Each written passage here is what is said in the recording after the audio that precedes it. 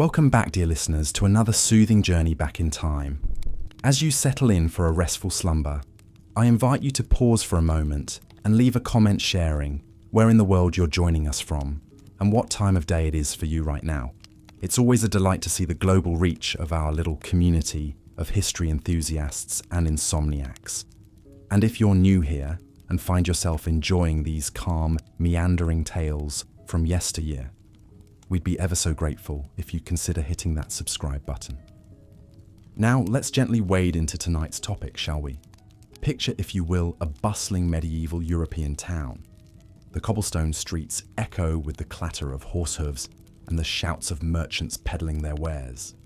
But amidst the vibrant tapestry of sights and sounds, there's an undercurrent that might seem a bit, well, unsavory to our modern sensibilities. Yes, tonight we'll be delving into the oft-maligned world of medieval hygiene. But fear not, dear listeners, for while some of the practices we'll uncover may indeed seem nightmarish through the lens of contemporary standards, our goal is not to pass judgment or elicit disgust. Rather, we'll seek to understand how these customs evolved over time as people grappled with the challenges of cleanliness using the knowledge and resources available to them.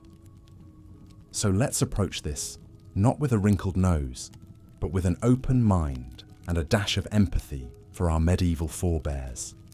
As we embark on this journey through the annals of historical hygiene, we'll traipse through the muck-filled streets dodging chamber pots, peek behind the curtain of the public bathhouse, recoil at the lice-ridden coifs of nobility, and perhaps even develop a newfound appreciation for the humble bar of soap.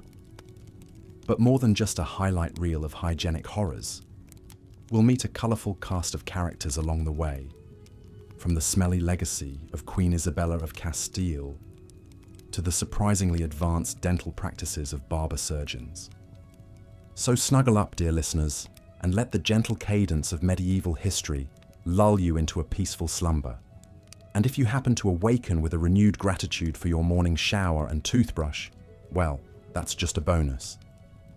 Our story begins, as many medieval tales do, with a distinct lack of understanding about the microscopic world of germs and disease. In an era long before the germ theory of disease took hold, folks had to rely on their own powers of observation and deduction to make sense of the maladies that plagued them. And one conclusion that seemed to crop up time and again was the idea that bad smells, or miasmas, were the root of all illness. It's not hard to see how this belief took hold, especially when one considers the olfactory assault that was the average medieval city. Open sewers gurgled and belched their fetid contents right into the streets, mingling with the dung of livestock and the occasional heap of rotting garbage. Chamber pots were unceremoniously dumped from windows, their contents splattering onto the heads of unfortunate passers-by. The very air was thick with the stench of human and animal waste. But for the average medieval city dweller, this was all just part of the daily sensory landscape. The miasma theory of disease wouldn't be officially put to rest until the late 19th century. So for centuries, people just held their noses and went about their business. Imagine, if you will, the plight of the common peasant navigating these filthy streets. With each step, their bare feet would squelch through the muck, the fetid sludge oozing between their toes. Dodging the contents of chamber pots would become an art form, a daily dance of dexterity. And should they fail to sidestep the falling filth, well, it was just another layer to add to their already pungent aroma. But it wasn't just the streets that were awash in waste. The very rivers that served as the lifeblood of medieval cities were often little more than open sewers themselves. The same waterways that were used for drinking, cooking, and bathing were also the dumping grounds for all manner of human and animal waste. Tanneries and dye works would discharge their noxious chemicals directly into the rivers, turning them a rainbow of unnatural hues. Enter the unsung hero of the medieval era, the washerwoman. Armed with little more than a wooden paddle and a bar of crude soap, These women would wade into the polluted rivers to beat the filth out of clothing and linens.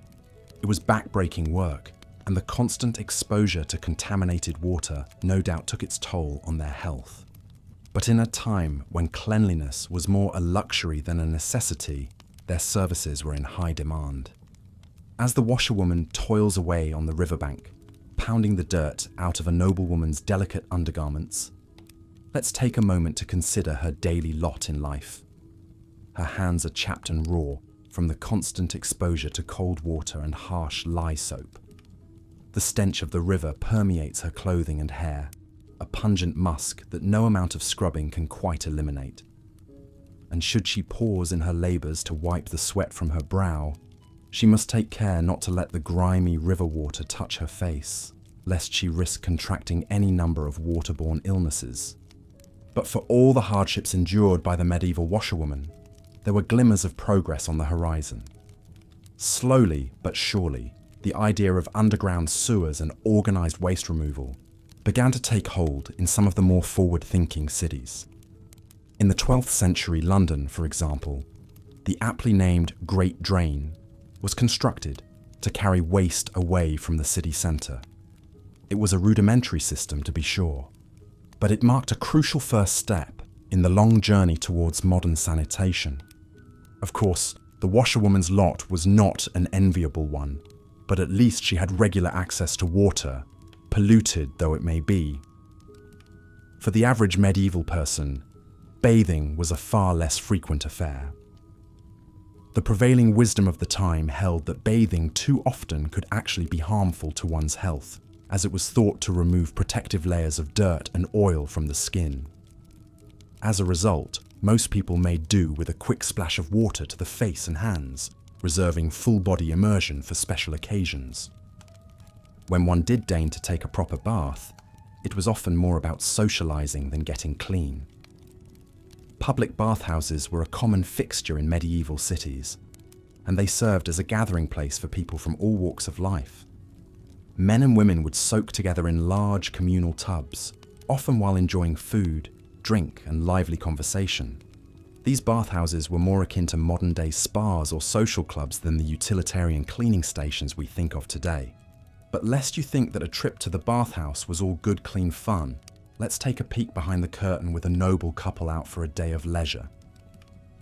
As they disrobe and slip into the steaming water, they're greeted by a sight that would make most modern bathers recoil in horror.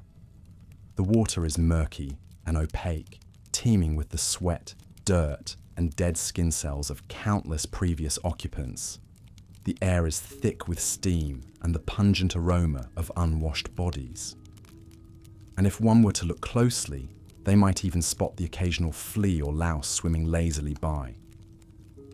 For our noble couple, however, this is all par for the course. They settle in, letting the warm water soothe their aching muscles as they exchange the latest court gossip with their fellow bathers. But as the heat begins to take its toll, they find themselves growing light-headed and nauseous.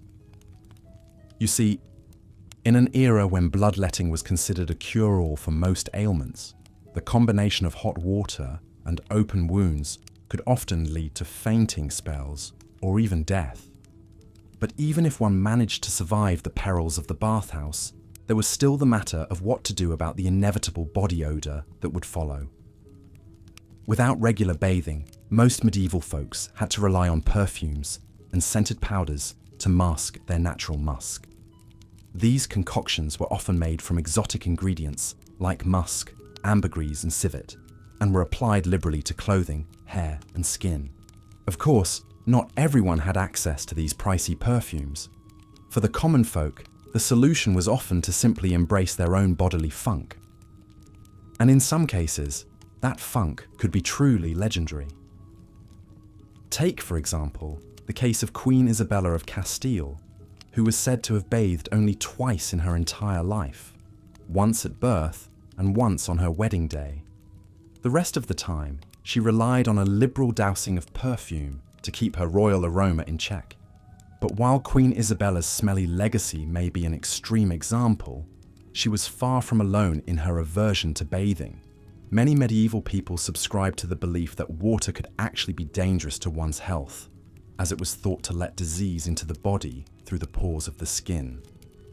This fear of water extended to all aspects of hygiene, including the care of one's teeth and gums.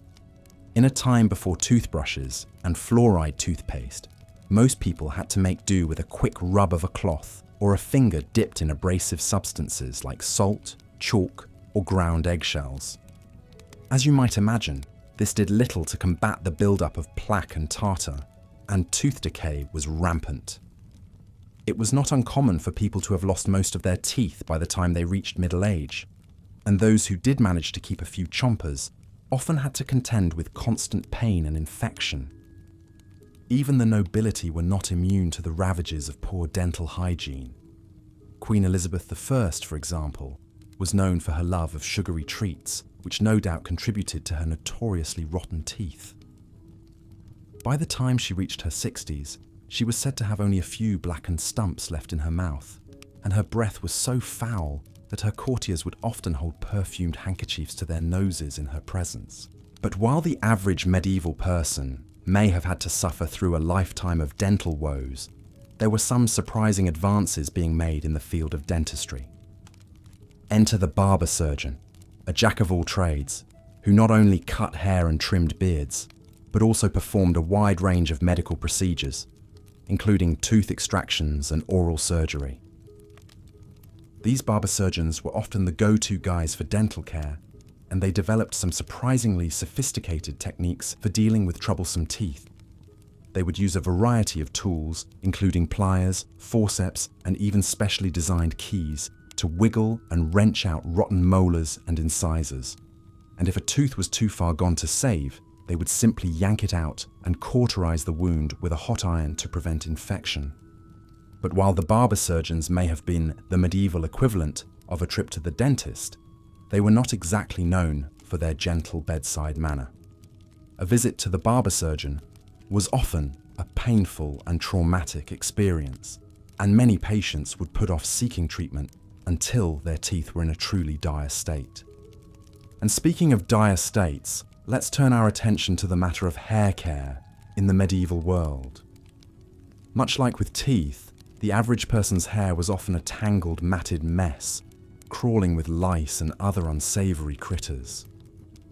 Combs and brushes were a rare luxury, and most people simply let their hair grow wild and free, washing it only on the rarest of occasions. But for the wealthy and powerful, unkempt hair was simply not an option. Enter the lice-ridden wig, a fashion staple of the medieval elite. These wigs were often made from human hair, wool, or even horsehair, and were powdered and perfumed to within an inch of their lives in an attempt to conceal their less than hygienic origins. One notable wearer of these wigs was King Louis XIII of France, who was said to have had a head full of lice so severe that his attendants would often find the critters crawling onto their own clothes and skin. But rather than addressing the root of the problem, pun intended, Louis simply had his servants shave his head and replace his natural hair with an ever-rotating collection of increasingly elaborate wigs. Of course, not everyone could afford the luxury of a wig, and for the common folk, lice were simply a fact of life. Lice combs, made from bone, wood, or ivory, were a common tool for trying to keep the critters at bay, but it was often a losing battle. In fact, the problem of lice was so widespread that it actually gave rise to a whole new profession, the lice picker.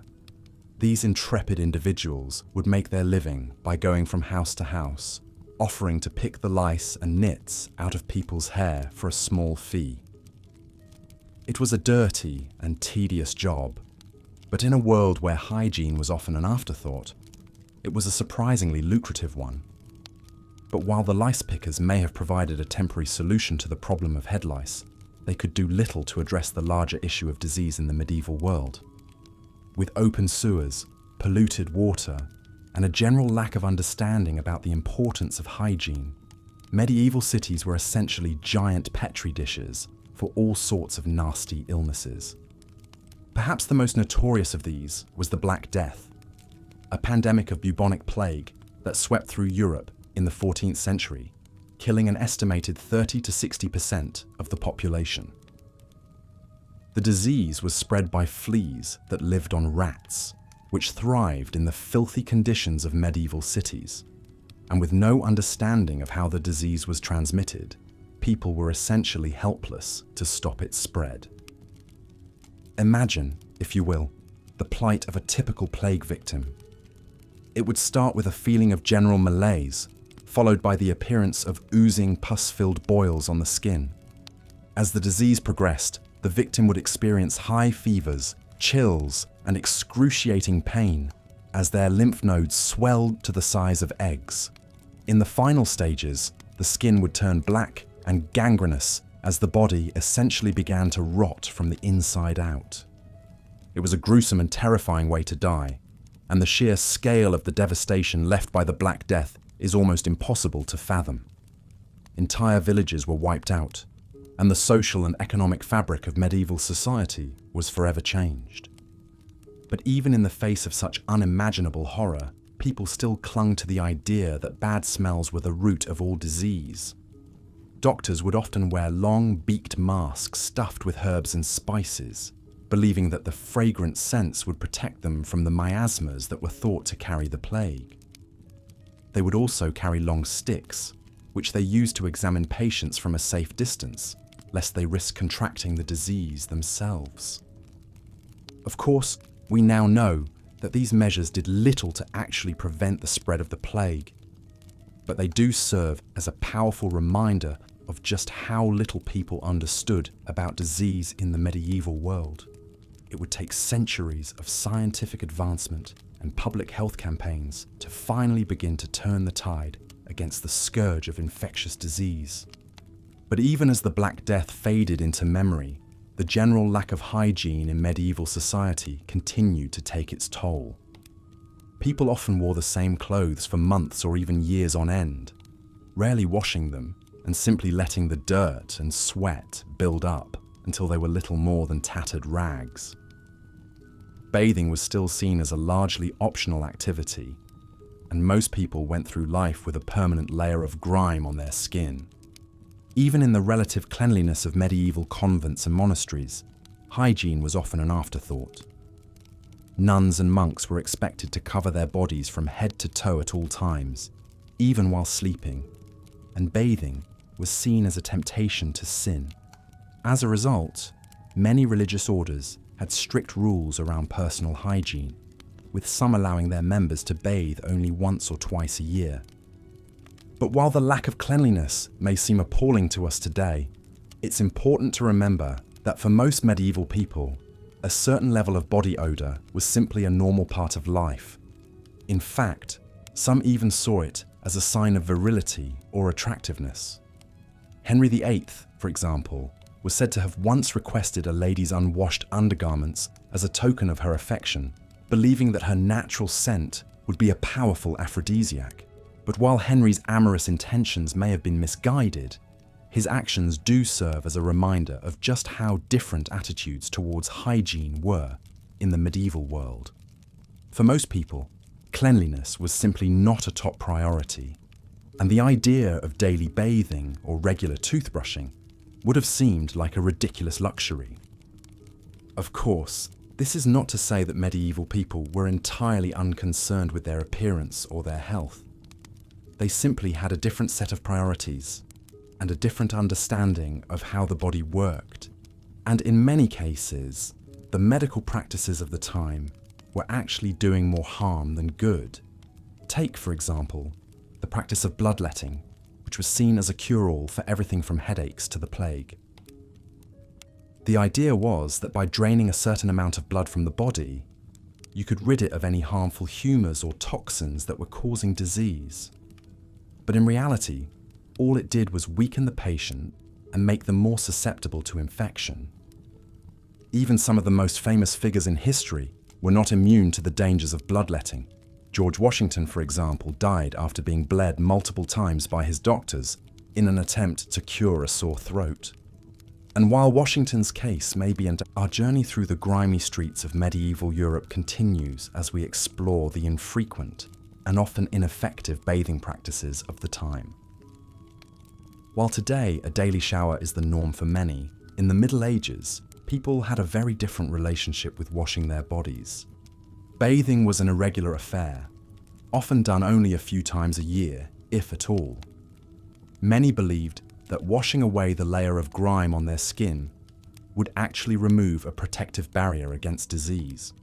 They thought that immersing the body in water would allow illness to seep in through the pores. Oh, if only they had known about the armies of microbes wreaking havoc beneath the surface.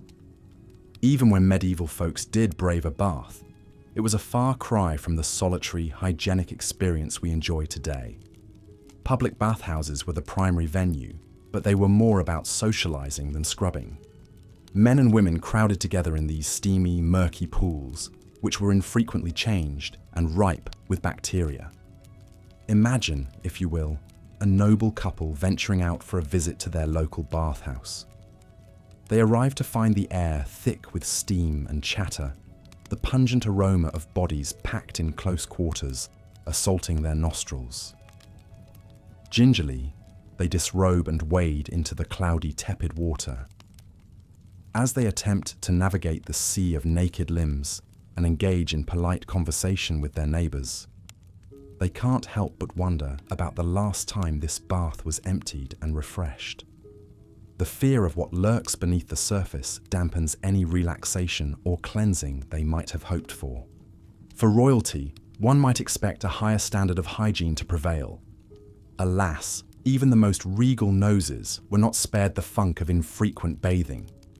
Take Queen Isabella I of Castile, a woman renowned for her fierceness on the battlefield and her support of Christopher Columbus. Despite her power and influence, Isabella had a rather smelly legacy. It's said that she only bathed twice in her entire life, once at birth and once on her wedding day. One can only imagine the royal odour that followed her around the castle. To combat the inevitable stench that accumulated on unwashed bodies, the elite turned to perfumes and scented powders. They would douse themselves in fragrant concoctions made from flowers, herbs and spices, hoping to mask the pungent reality beneath. It was a case of covering one overpowering smell with another, an olfactory assault that must have left many a nose twitching. As the medieval world began to slowly awaken to the importance of hygiene, bathing did become slightly more frequent among certain groups. Monks, for example, were often required to bathe several times a year, and hand-washing became a regular practice in some monasteries. However, the water they used was often recycled and far from sterile. It's fascinating to consider how different our attitudes towards bathing are today. We strip down and step under the warm, clean spray of a shower without a second thought, lathering up with soap and washing away the grime of the day. Our medieval ancestors, on the other hand, spent most of their lives marinating in their own sweat and bacteria, with only the occasional dip in a communal bath to break up the build-up. As we drift off to sleep, let's take a moment to appreciate the simple luxury of a daily shower and the advancements in plumbing and hygiene that have made it possible. The next time you turn on the tap and feel the water cascading over you, spare a thought for your medieval counterparts who had to navigate a world where cleanliness was a rarity and body odour was just a fact of life. Of course, bathing was just one piece of the medieval hygiene puzzle. As we continue our journey through this fascinating and sometimes frightening time, we'll delve into the oral hygiene practices that left many a medieval mouth in a sorry state. From rotting teeth to breath that could fell an ox, the story of medieval dental care is not for the faint of heart. But first, let us rest and allow our minds to wander through the steamy, pungent bathhouses of centuries past, grateful for the simple, solitary showers we enjoy today. King Louis XIII of France was another unfortunate soul plagued by lice.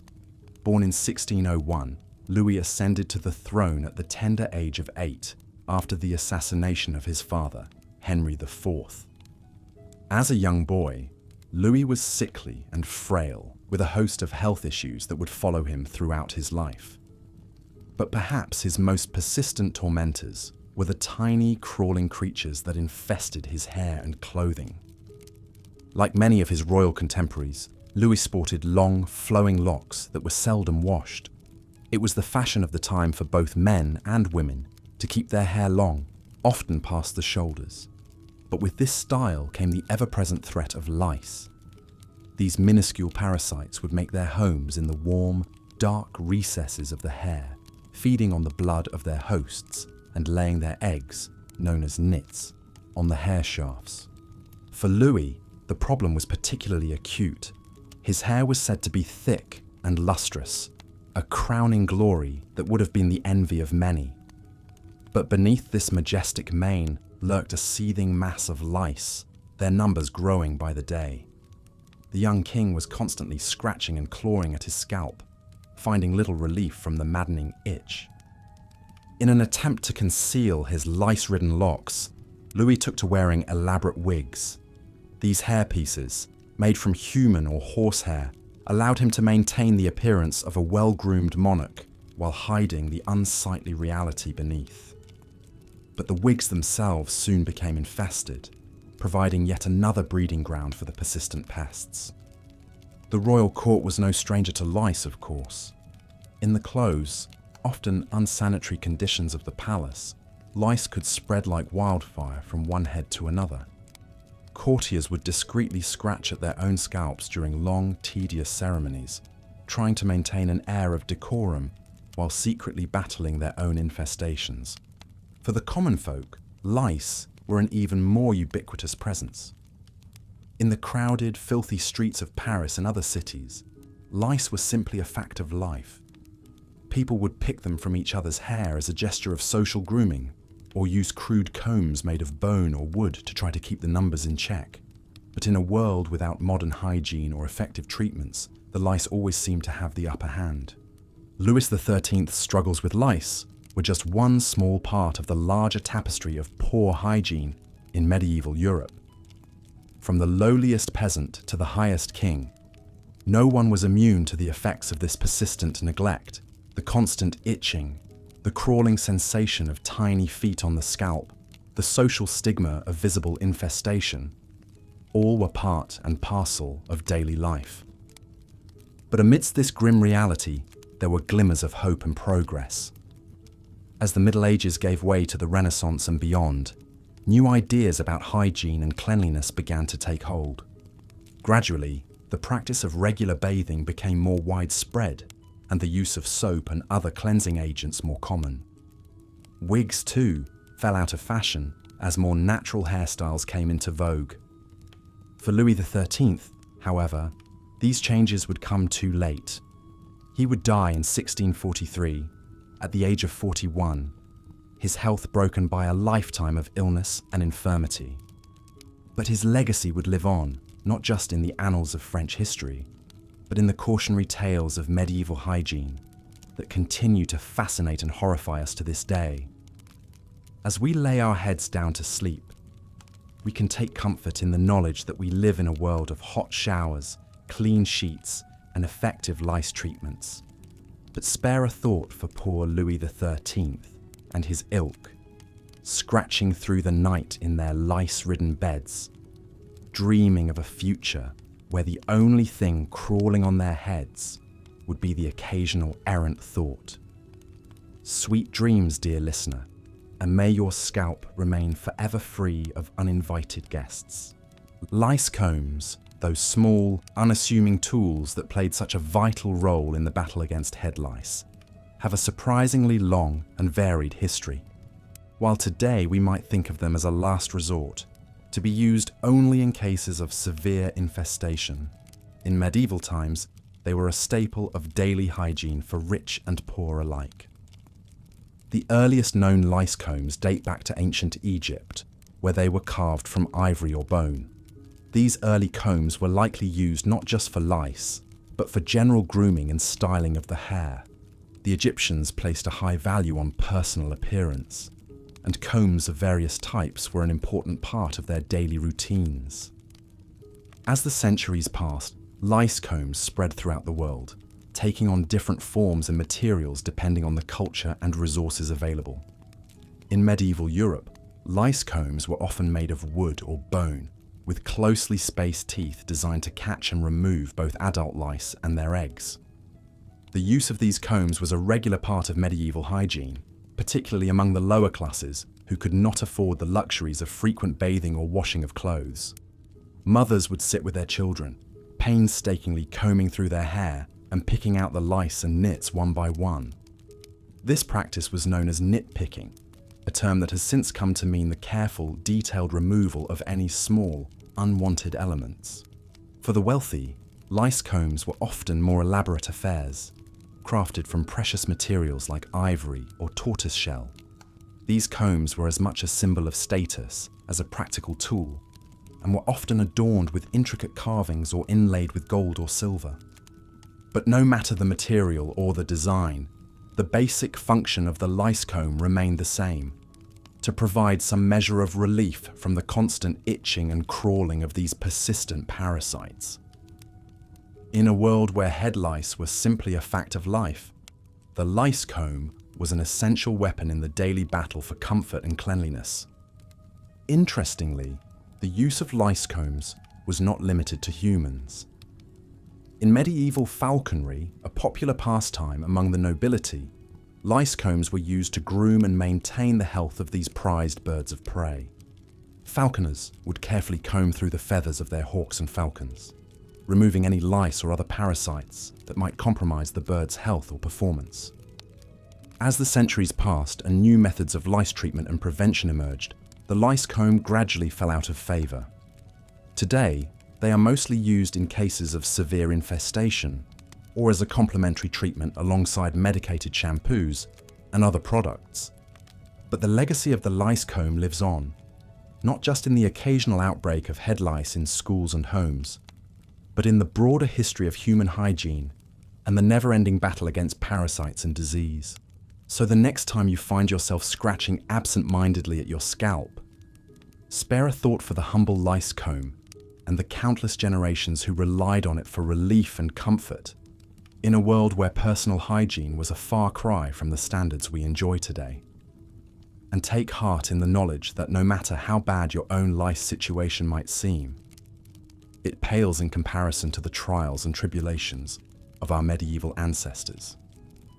Now, as the tale of the lice comb comes to a close, let us drift off to sleep with a newfound appreciation for the simple pleasures of a clean, comfortable head. Good night and sweet dreams. As we continue our journey through the often grim landscape of medieval hygiene, we come to perhaps the most lucrative and least appreciated profession of the time: the lice picker. In a world where head lice were as common as dirt and about as welcome, these intrepid individuals made their living by quite literally picking the pests off of other people's heads. Imagine, if you will, a typical street scene in a medieval city. Amidst the clamour of merchants hawking their wares and the stench of open sewers, you might come across a small, unassuming stall with a simple sign: lice picking. Behind the stall sits a wizened old woman, her fingers gnarled from years of plucking and pulling at the tiny, wriggling creatures that infest the heads of her clients. For a few coins, she will sit you down on a low stool and begin her work, her sharp eyes and nimble fingers quickly locating and removing the adult lice and their eggs from your hair. It's a tedious, time-consuming process, but one that offers a modicum of relief from the constant itching and scratching that plagues so many in this era. The lice picker's trade was not for the faint of heart. Lice were not just unpleasant, but could also carry diseases like typhus, which could be passed on to the picker if they were not careful. Many pickers would develop a keen eye for the signs of infestation and would refuse to work on particularly severe cases for fear of contracting an illness themselves. But for those who could stomach the work, lice picking could be a surprisingly lucrative profession. In a society where regular bathing was a luxury and head lice were a near universal problem, there was no shortage of clients willing to pay for a bit of relief. Some lice pickers would even travel from town to town, setting up shop in busy marketplaces and offering their services to weary travelers and locals alike. Of course, not everyone could afford the services of a professional lice picker. For the poor, lice picking was often a family affair, with mothers and grandmothers spending hours combing through their children's hair in an attempt to keep the infestation under control. In some cases, entire families would gather together for a lice picking party, making a social event out of the grim but necessary task. As unpleasant as the work may have been, lice pickers played an important role in medieval society. In a world without modern medicine or hygiene practices, they offered a small but vital service that could mean the difference between constant misery and a modicum of comfort. So the next time you find yourself complaining about a bad hair day or a minor itch, spare a thought for the medieval lice picker and the countless hours they spent plucking and picking at the heads of their fellow citizens. And take comfort in the knowledge that, no matter how bad your own hair situation might seem, it's nothing compared to the trials and tribulations of our lousy ancestors. Now, as we drift off to sleep, let us dream of a world free from the tyranny of head lice, where the only thing crawling on our scalps is the occasional errant thought or flight of fancy. Good night, and may your dreams be free of tiny, unwelcome visitors. As the medieval world began to give way to the early modern era, the spectre of disease loomed large over daily life. In a time before germ theory or modern medicine, epidemics could sweep through cities and towns with terrifying speed, leaving death and despair in their wake. And perhaps no disease was more feared or more devastating than the dreaded Black Death. The Black Death, also known as the bubonic plague, first arrived in Europe in the mid-14th century, likely carried by fleas on the backs of rats from Asia. It quickly spread throughout the continent, reaching England, France, Germany, and beyond in a matter of months. The disease was characterized by fever, chills, and the appearance of swollen, painful lumps called buboes in the lymph nodes of the neck, armpits, and groin. For those who contracted the plague, the outlook was grim. Without antibiotics or other modern treatments, the disease had a mortality rate of around 50 to 70%. Victims would often die within days of showing symptoms, their bodies racked with pain and fever as the bacteria ravaged their internal organs. In medieval cities, where hygiene was poor and living conditions were cramped and unsanitary, the plague found an ideal breeding ground. Fleas thrived in the dirty, crowded streets, jumping easily from rat to human and spreading the disease with alarming efficiency. Once the plague took hold in a city, it was nearly impossible to contain. The social and economic impacts of the Black Death were devastating. Entire families were wiped out, leaving orphan children and abandoned homes in their wake. Businesses closed, trade ground to a halt, and crops rotted in the fields as there were simply not enough people left alive to tend to them. In some areas, up to half the population died, leaving a grim landscape of empty villages and mass graves. One of the most haunting images of the Black Death comes from the Italian writer Giovanni Boccaccio, who chronicled the plague's arrival in Florence in 1348. In his book, The Decameron, he describes the grisly demise of a plague victim. The violence of the plague was so great that the victim not only lost consciousness, but seemed to be dead for all the world. And then, not in one case or a few, but in many, it happened that those who were thought to be dead were carried out of their houses and thrown into pits with the others, sometimes still alive. The image of bodies piled in mass graves, some still clinging to life, is a chilling reminder of the brutality of the disease and the helplessness of those who faced it. In the face of such unimaginable horror, it's perhaps not surprising that medieval people turned to superstition and religion for comfort. Some blamed the plague on divine punishment for sin, while others turned to prayer and penitence in hopes of warding off the disease. Flagellants, groups of religious zealots who whipped themselves in public as a form of penance, became a common sight in plague-stricken cities. But amidst the chaos and despair, there were also glimmers of hope and resilience. In some cities, public health measures like quarantines and the disposal of bodies were put in place in an attempt to slow the spread of the disease. And in the aftermath of the plague, society began to slowly rebuild, with new opportunities emerging for the survivors. As we lay our heads down to sleep, let us take a moment to remember the victims of the Black Death and the countless other epidemics that have shaped human history. And let us be grateful for the advances in medicine and hygiene that have made such devastating outbreaks a thing of the past, at least in much of the modern world. Now, let the grim spectres of the plague fade away into the mists of history, and let us drift off into a dreamless, disease-free slumber. Good night, and may your sleep be untroubled by the ghosts of pandemics past. As the Black Death raged across Europe, claiming countless lives and leaving devastation in its wake, a new and unsettling figure began to appear on the streets of plague-stricken cities: the Plague Doctor. Clad in long black robes and wearing a distinctive beaked mask, these grim spectres became a symbol of the terror and despair that gripped the continent during this dark time. But who were these plague doctors? And what role did they play in the fight against the disease? In truth, the answer is a bit more complicated than the ominous image might suggest. Plague doctors were often second-rate physicians or even charlatans who were hired by cities to treat plague victims.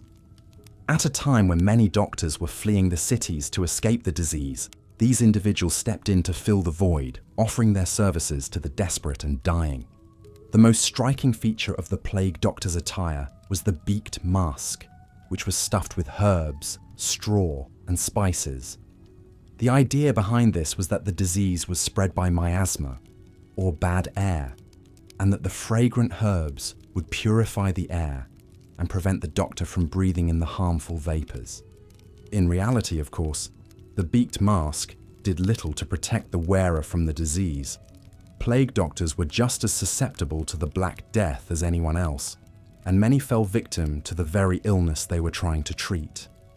But the mask did serve a psychological purpose, creating a barrier between the doctor and the patient, and perhaps providing a small measure of comfort to those who were suffering. Plague doctors were often tasked with the grim duty of examining the dead and dying, looking for signs of the disease and marking houses where the plague had struck. They would carry long wooden sticks, which they used to examine patients from a distance, and to remove clothing and bedding from infected homes. Treatment options were limited and often ineffective. Plague doctors would lance the buboes and apply poultices made from herbs and oils, but these did little to halt the progress of the disease. Some doctors resorted to more extreme measures, like bloodletting or even the use of live chickens to draw out the poisonous vapors from the patient's body. Despite their best efforts, plague doctors were often viewed with suspicion and even hostility by the public. Many people saw them as harbingers of death, arriving only to confirm the presence of the plague and to mark the doomed for burial. In some cases, plague doctors were even attacked or driven out of town by angry mobs. As the plague began to wane in the late 14th century, the figure of the plague doctor gradually faded from the streets of Europe. But their legacy lived on in art, literature, and popular culture, where they became a symbol of the grim realities of life in the Middle Ages. Today, the image of the plague doctor has taken on a new resonance in the face of modern pandemics like COVID-19. The sight of healthcare workers clad in protective gear, bravely treating the sick and dying, echoes the sacrifices made by their medieval counterparts. And the lessons of the Black Death, the importance of public health measures, the need for compassion and solidarity in the face of crisis, remain as relevant as ever.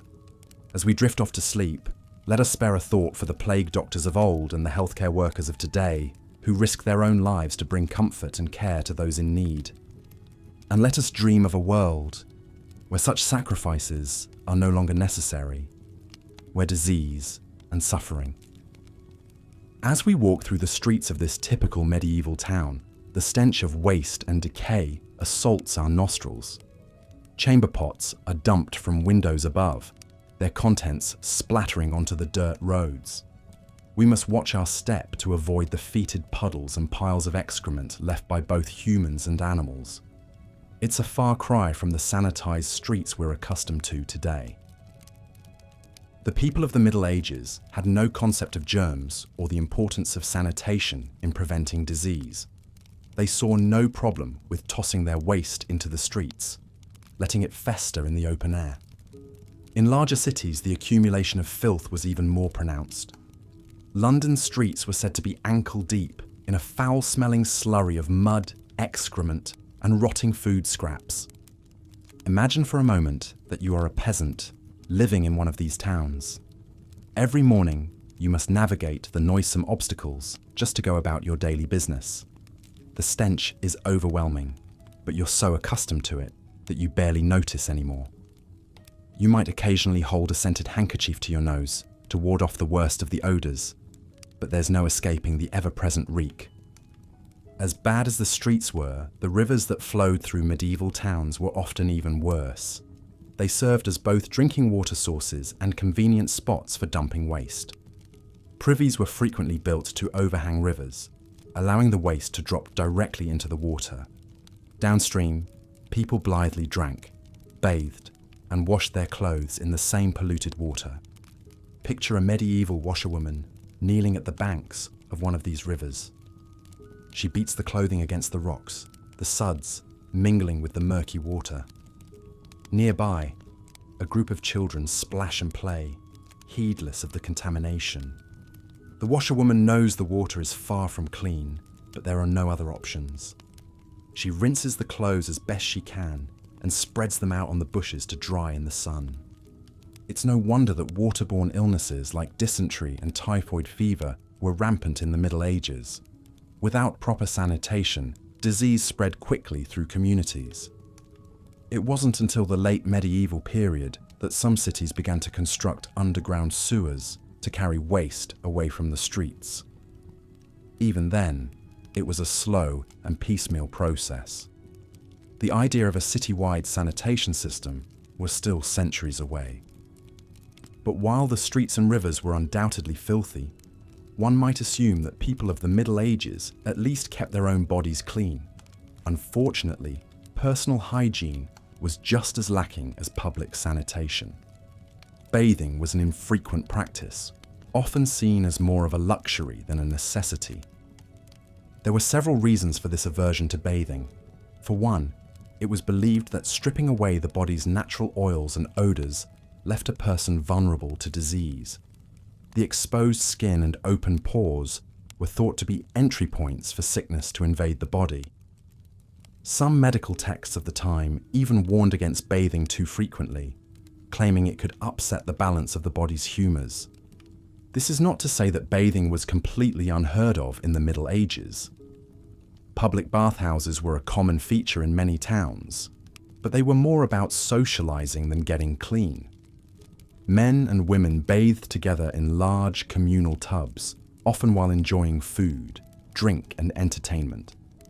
The water was rarely changed, so by the end of the day, it was more like a tepid soup of dirt, sweat, and who knows what else. Imagine a noble couple visiting one of these bathhouses for the first time. They arrive in their finest attire, eager to see and be seen. As they disrobe and step into the murky water, they try to hide their disgust at the floating debris and cloudy appearance.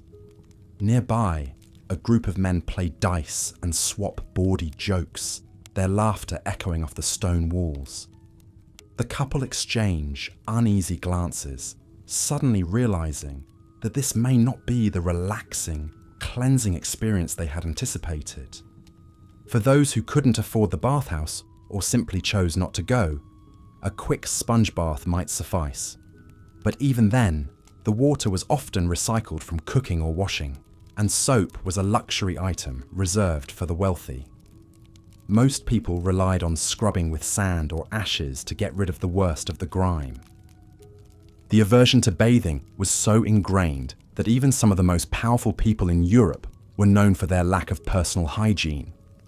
Queen Isabella I of Castile, who funded Christopher Columbus's voyages to the New World, was said to have only bathed twice in her entire life, once at birth and once before her wedding. Her successor, Queen Elizabeth I of England, was not much better. It's said that she took a bath once a month, whether she needed it or not. But while the nobility might have been able to get away with infrequent bathing, the lower classes had to find other ways to mask their body odor. Perfumes and scented powders were popular among those who could afford them. The idea was to cover up the stench rather than eliminate it at the source. Heavy musk scents were particularly favored, as they were thought to ward off disease-carrying miasmas. Of course, all the perfume in the world couldn't make up for the deplorable state of oral hygiene in the Middle Ages. Dental care was rudimentary at best, and most people simply accepted tooth decay and foul breath as a fact of life. Without regular brushing or access to modern dental tools, teeth rotted away, causing intense pain and difficulty eating. Some people did make attempts to clean their teeth, but the methods were often more harmful than helpful. Rubbing the teeth with abrasive substances like salt, chalk, or ground-up shells was common. While this might have removed some of the surface stains, it also wore away the tooth enamel over time. Others chewed on twigs or used rough cloths to scrub away the buildup, but these methods were minimally effective at best. Even the highest echelons of society suffered from poor dental health. Queen Elizabeth I, despite her access to the best medical care of the time, was known for her blackened, rotting teeth. It's said that she was so self-conscious about her smile that she stuffed bits of cloth between her teeth to hide the decay. But while the Queen might have been able to afford some rudimentary dental care, the average person was left to suffer through the pain of toothaches and gum disease. Tooth extraction was often the only solution, and it was a grisly affair performed by barber surgeons with little anesthesia beyond a stiff drink. Surprisingly, some barber surgeons of the Middle Ages had relatively advanced knowledge of dental practices. They used specialized tools like dental picks and files to remove decay and shape the teeth. Some even crafted primitive dentures from bone or ivory to replace missing teeth. Of course, these procedures were still painful and risky, but they offered a glimmer of hope for those suffering from severe dental problems. As for hair hygiene, the Middle Ages were a veritable paradise for lice. With infrequent washing and a lack of effective delousing treatments, most people's hair was a breeding ground for the pesky insects. Lice were so common that having a few crawling in one's hair was considered normal, even among the upper classes. Take King Louis XIII of France, for example. Despite his access to the finest grooming products and servants, his ornate wigs were said to be constantly infested with lice. The king was so accustomed to the itching and scratching that he hardly seemed to notice the bugs crawling through his hairpieces. For those who couldn't afford wigs, the solution was often to simply cover the hair with a cap or hood. This helped to contain the lice and hide the evidence of infestation. Some people also used special combs made of bone, wood, or ivory to remove the bugs and nits from the hair. But without regular washing, it was a losing battle. In fact, lice were so ubiquitous in medieval society that there was even a thriving industry built around their removal. Professional night pickers, often women, would make house calls to comb through their clients' hair and remove the offending insects. It was a tedious and time-consuming task, but a lucrative one for those with the patience and skill to do it well. Of course, all of these unsanitary conditions created the perfect breeding ground for disease. Without an understanding of germ theory or the importance of hygiene, medieval people were at the mercy of a host of deadly illnesses. Perhaps the most infamous of these was the Black Death, a pandemic of bubonic plague that swept through Europe in the 14th century. The plague was spread by fleas that lived on infected rats. As the rats died off, the fleas sought out new hosts, humans. In the crowded, filthy conditions of medieval cities, the disease spread like wildfire. People fell ill with high fevers, painful swellings called buboes, and blackened skin caused by internal bleeding.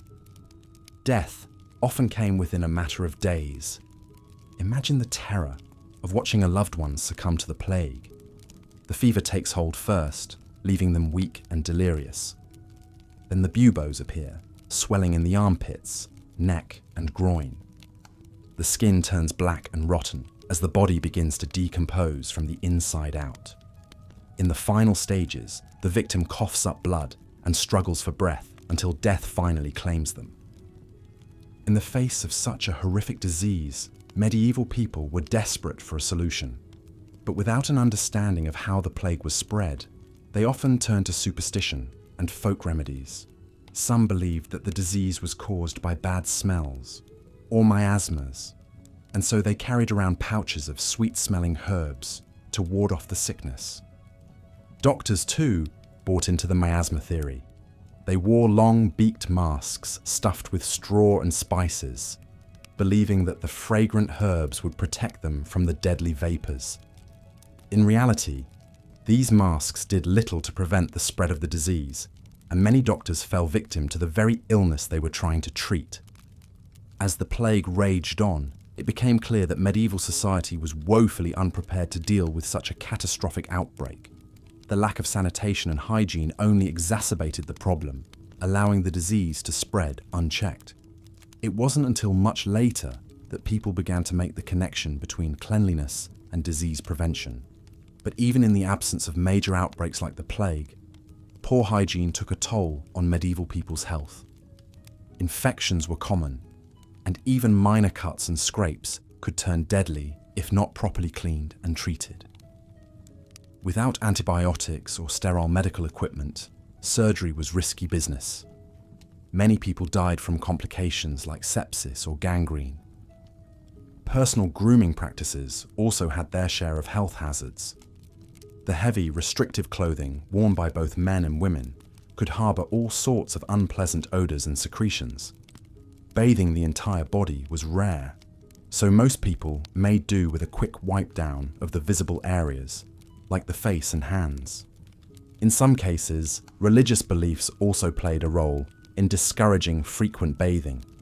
Monks and nuns, for example, often saw the neglect of personal hygiene as a sign of piety and devotion. They believed that a dirty, odorous body was a small price to pay for a clean soul. Some monastic orders even had strict rules against bathing more than once or twice a year. But while the religious might have seen filth as a virtue, the reality was that it took a serious toll on their health. Skin infections, parasites, and other ailments were rampant in medieval monasteries and convents. And with close living quarters and shared facilities, diseases could spread quickly through the community. Even among the lay population, there was a certain acceptance of body odor as a normal, even desirable trait. In a society where bathing was rare and perfume was expensive, the natural scent of the human body was not necessarily seen as unpleasant. Some even believed that a person's unique odor could be a sign of their individual essence or character. This idea was taken to extremes by some members of the nobility, who saw the unwashed body as a sign of virility and sexual prowess. King Henry VIII of England, for example, was said to have requested a lady's unwashed undergarments as a token of her affection. The stale, musky scent was apparently quite the aphrodisiac for the king. But while Henry VIII might have found body odor alluring, his own personal hygiene left much to be desired. The king was notoriously overweight and suffered from a variety of ailments, including gout and chronic leg ulcers. His doctors prescribed all manner of treatments, from poultices to bloodletting, but nothing seemed to provide lasting relief. In fact, bloodletting was one of the most common medical practices of the Middle Ages, and one of the most misguided. The idea was that illness was caused by an imbalance of the four humours: blood, phlegm, yellow bile, and black bile. By removing excess blood, doctors believed they could restore balance and promote healing. In reality, bloodletting only served to weaken patients and make them more vulnerable to infection. Many people died from the practice, including some of the most prominent figures of the time. George Washington, for example, was bled repeatedly on his deathbed, likely hastening his demise. It's easy to look back on medieval medical practices with a sense of horror and disbelief, but it's important to remember that people of the time were working with the knowledge and resources available to them. They didn't have the benefit of modern science or sanitation, so they did the best they could with what they had. And to be fair, there were some glimmers of progress in the late Middle Ages. The production of soap became more widespread, making it easier for people to keep themselves and their clothing clean. Public bathhouses began to fall out of favour, replaced by private bathing facilities in the homes of the wealthy. And some cities began to implement rudimentary waste removal systems, though they were still a far cry from modern sewage treatment. But change was slow, and old habits died hard. It would be centuries before the link between hygiene and health was fully understood and embraced. In the meantime, people continued to live with the often nightmarish conditions of medieval life, finding small comforts where they could. As we reflect on the hygienic practices of the Middle Ages, it's easy to feel a sense of superiority and disgust, but it's important to remember that our own modern standards of cleanliness are a relatively recent development in the grand scheme of human history. It's only in the last few centuries that we've come to understand the importance of sanitation and disease prevention. And even then, progress has been uneven. In many parts of the world, access to clean water and proper sanitation is still a luxury, not a given. Diseases like cholera and typhoid, which were once the scourge of medieval Europe, continue to claim lives in developing countries. So while we may look back on the Middle Ages with a sense of horror and fascination, it's important to keep things in perspective. The people of that time were not primitive or backward, but simply working with the knowledge and resources available to them. And in many ways, their struggles and innovations laid the groundwork for the advances that would come in later centuries. In the end, the story of medieval hygiene is one of slow but steady progress, of people doing the best they could in the face of often overwhelming challenges. It's a reminder that change is possible, but it's rarely easy or straightforward. And it's a testament to the resilience and ingenuity of the human spirit, even in the face of the most nightmarish conditions imaginable. As we've seen, the slow march of progress in medieval hygiene was often led by the wealthy and powerful, kings, queens, and nobility, whose own practices, however questionable to our modern sensibilities, gradually trickled down to the masses. One such figure was King Louis XIV of France, also known as the Sun King. Louis reigned for an astonishing 72 years in the 17th and early 18th centuries, and his court at Versailles became the model for royal opulence and etiquette across Europe. But beneath the powdered wigs and perfumed gloves, hygiene at Versailles was far from regal. Louis himself was said to have a particular aversion to bathing. He's thought to have only taken 3 baths in his entire life: at birth, on his wedding day, and on his deathbed. Instead, like many of his contemporaries, Louis relied on heavy perfumes and scented powders to mask his body odor. His favorite scent was orange blossom, which he used so heavily that the fragrance became known as the king's perfume. But Louis's distaste for water didn't stop there. The magnificent palace of Versailles, home to thousands of courtiers, was notorious for its lack of toilet facilities. The opulent Hall of Mirrors, where Louis held court, was often the scene of an unpleasant morning ritual, courtiers relieving themselves behind the curtains or in hidden corners before the day's activities began. Visitors to Versailles often remarked on the overpowering stench that hung in the air, a miasma of unwashed bodies, chamber pots, and horse manure from the palace stables. It's said that when the palace was finally equipped with proper toilets in the late 18th century, it was more to prevent the building's wooden floors from rotting under the constant onslaught of urine than for the comfort of its inhabitants. But while Louis XIV's personal hygiene may have been lacking, he did introduce some innovations in dental care. The Sun King was one of the first to popularize the use of toothpicks at the dining table, a habit he picked up from his Spanish queen, Maria Teresa. Louis had his toothpicks made of gold, silver, or ivory, and kept them in ornate boxes that he handed out as gifts to favored courtiers. Louis also had a personal dentist, a rarity for the time. The king suffered from a number of dental problems throughout his life, including persistent toothaches and abscesses. In an era before anesthesia or modern dental techniques, Louis's dentists had to get creative. One reportedly treated the king's toothache by applying a red-hot iron to his gum, cauterizing the inflamed tissue. Despite these painful treatments, Louis XIV kept most of his teeth until his death at the ripe old age of 76, a remarkable feat for the time.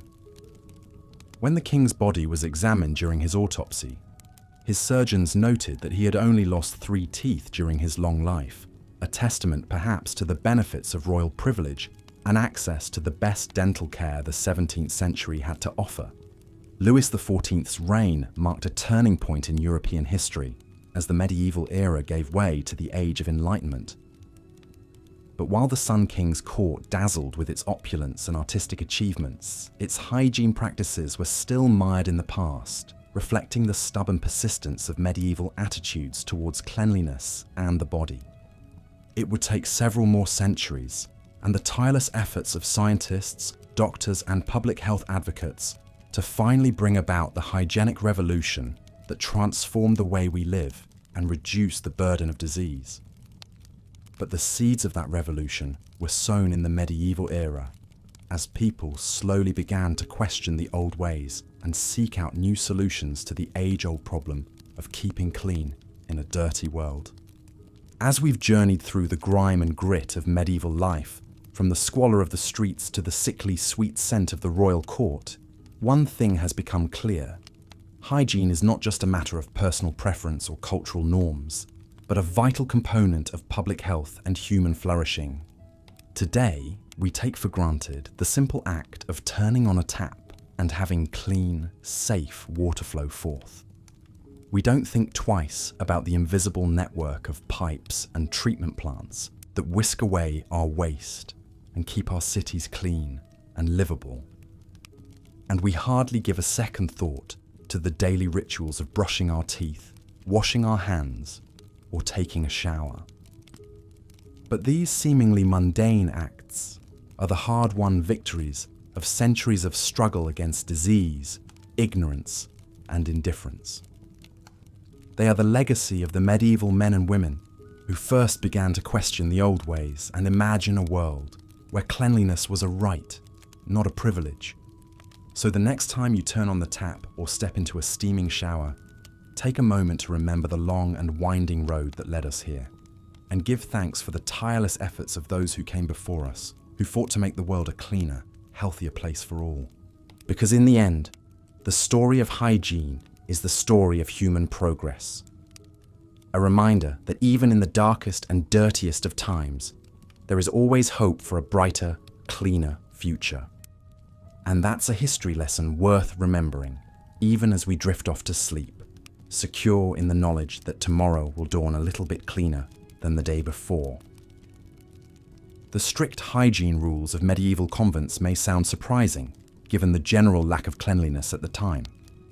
But for the nuns living within these religious communities, maintaining a pure body was seen as essential for preserving a pure soul.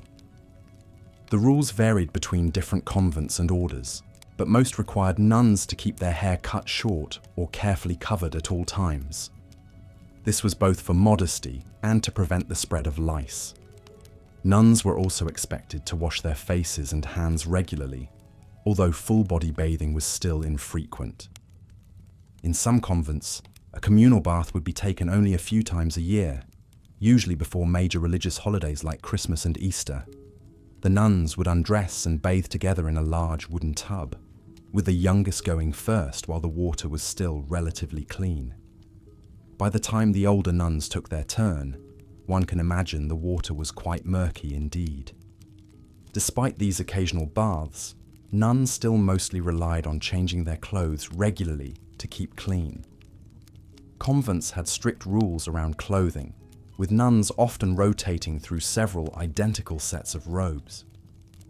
The discarded robes would be washed thoroughly before being worn again. These clothes were usually made from rough, undyed wool, intentionally plain and scratchy to remind the wearer to focus on spiritual matters over earthly comforts. In the summer heat, one can imagine these heavy robes became quite ripe indeed before wash day came around. But smell was of little concern to most medieval nuns. Pleasant scents were seen as an indulgence, and even the use of harsh lye soaps was discouraged in some stricter communities.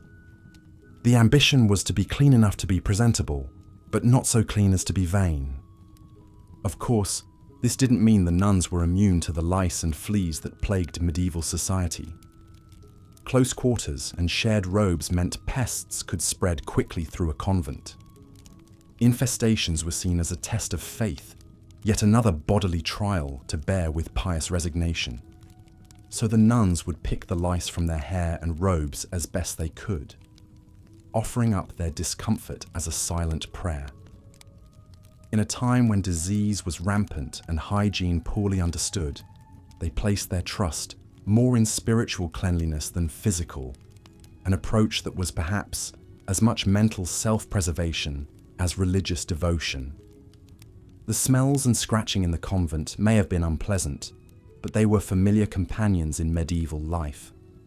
For women who had taken vows of poverty, chastity, and obedience, a few fleas were the least of their worries. Their focus was on the cleanliness of their eternal soul, not the cleanliness of their temporary body. But not all medieval religious figures were quite so restrained in their hygiene habits. Consider the notorious King Henry VIII of England. While he was certainly pious in his own way, Henry was not one to deny himself earthly pleasures, and that extended to some rather intimate tokens of affection. It's said that Henry once requested a lady at court send him an unwashed undergarment so that he could savour her scent.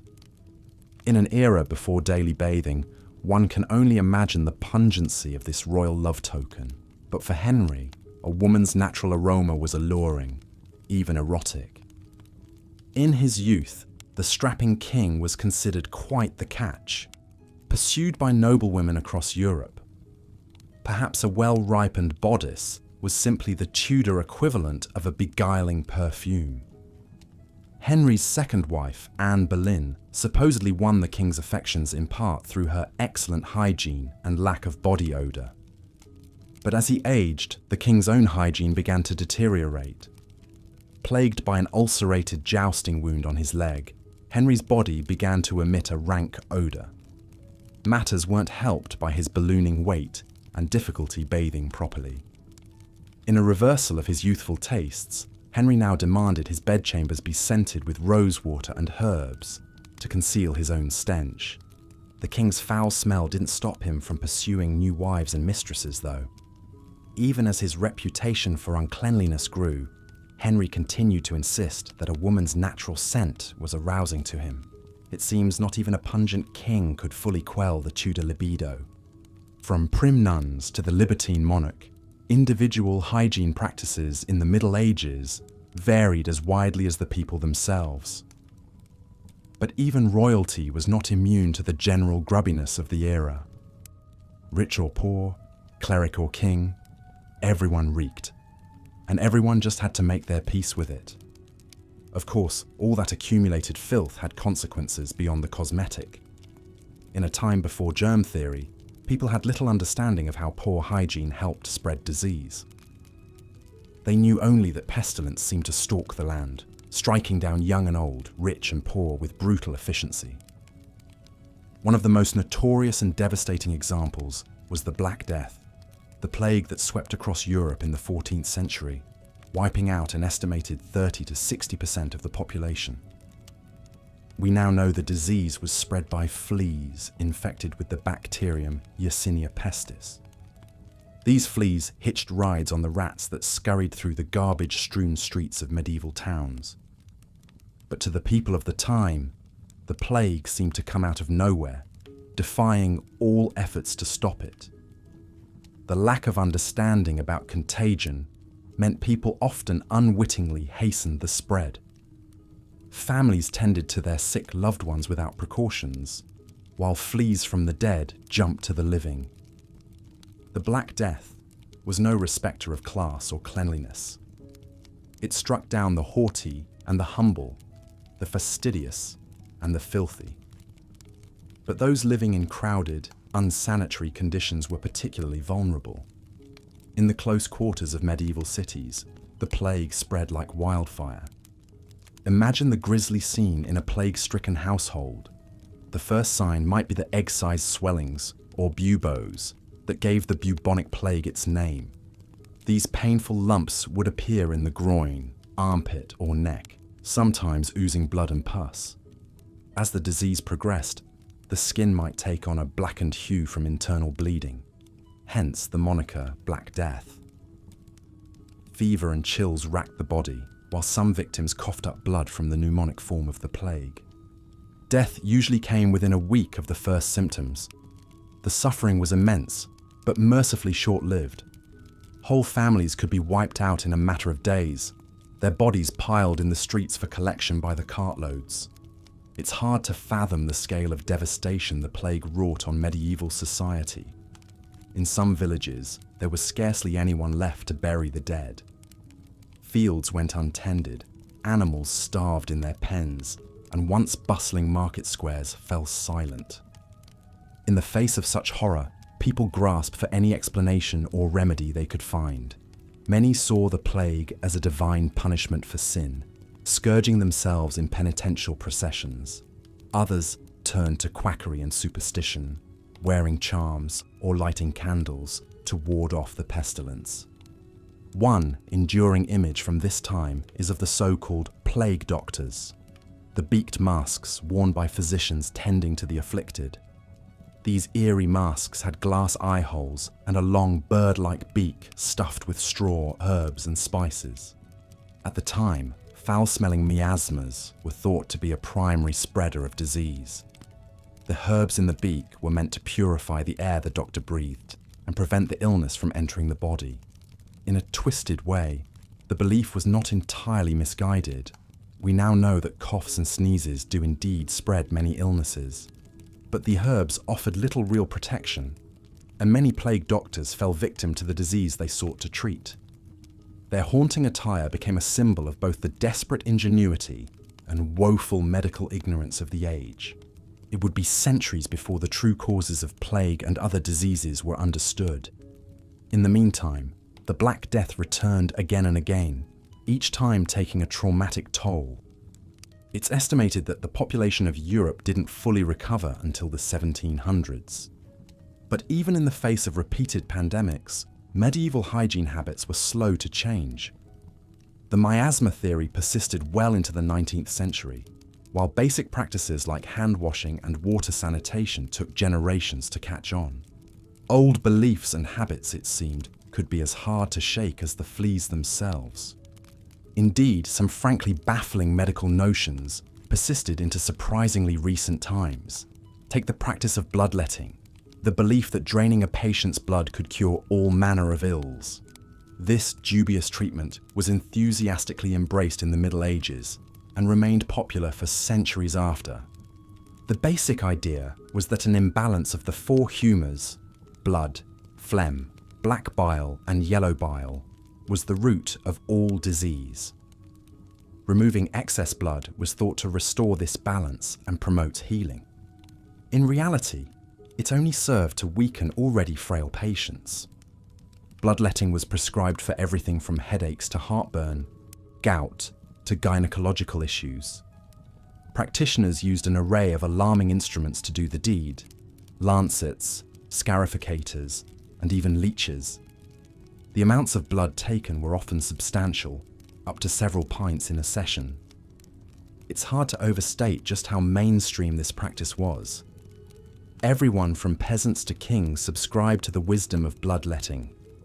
Even the esteemed father of our country, George Washington, was not spared the lancet when he fell ill in 1799. The story goes that Washington, then 67, came down with a severe sore throat and fever after riding out in wintry weather. His doctors, as was customary at the time, recommended bloodletting. Over the course of a single day, they drained an estimated 40% of Washington's blood, around 80 ounces. It's a wonder Washington didn't die then and there of hypovolemic shock. But the ailing former president endured the barbaric treatment, only to succumb to his illness 2 days later. One could argue that, in this case, the cure was undoubtedly worse than the disease. Washington's medical team justified the aggressive bloodletting by claiming the blood drawn had been inflamed. But to modern eyes, their actions seem more like desperate guesswork than sound medical practice. In an era before antibiotics, perhaps draining blood felt like one of the few concrete actions a doctor could take. The prevalence of bloodletting, even into the early modern era, underscores just how long it took for hygiene and medicine to advance beyond medieval superstition. Old ideas, like bad smells, had a way of lingering stubbornly, even in the face of mounting evidence to the contrary. But by the late Middle Ages, there were some glimmers of progress, however halting and uneven. As trade routes expanded and cities grew, ideas about hygiene slowly began to evolve. Islamic civilizations, with their emphasis on ritual washing, had a notable influence as cultural exchange increased. Soap making, which had declined after the fall of Rome, began to rebound in the 12th and 13th centuries. Recipes using ash and animal fat became more sophisticated, with the wealthy able to afford castile, soaps perfumed with olive oil. Public bathhouses, long feared as dens of sin and sickness, gradually regained popularity. In 1326, the medical faculty of Paris declared that steam baths could be beneficial for health, giving this pastime renewed legitimacy. And as the horrors of the Black Death receded, some cities began to take proactive steps to improve sanitation.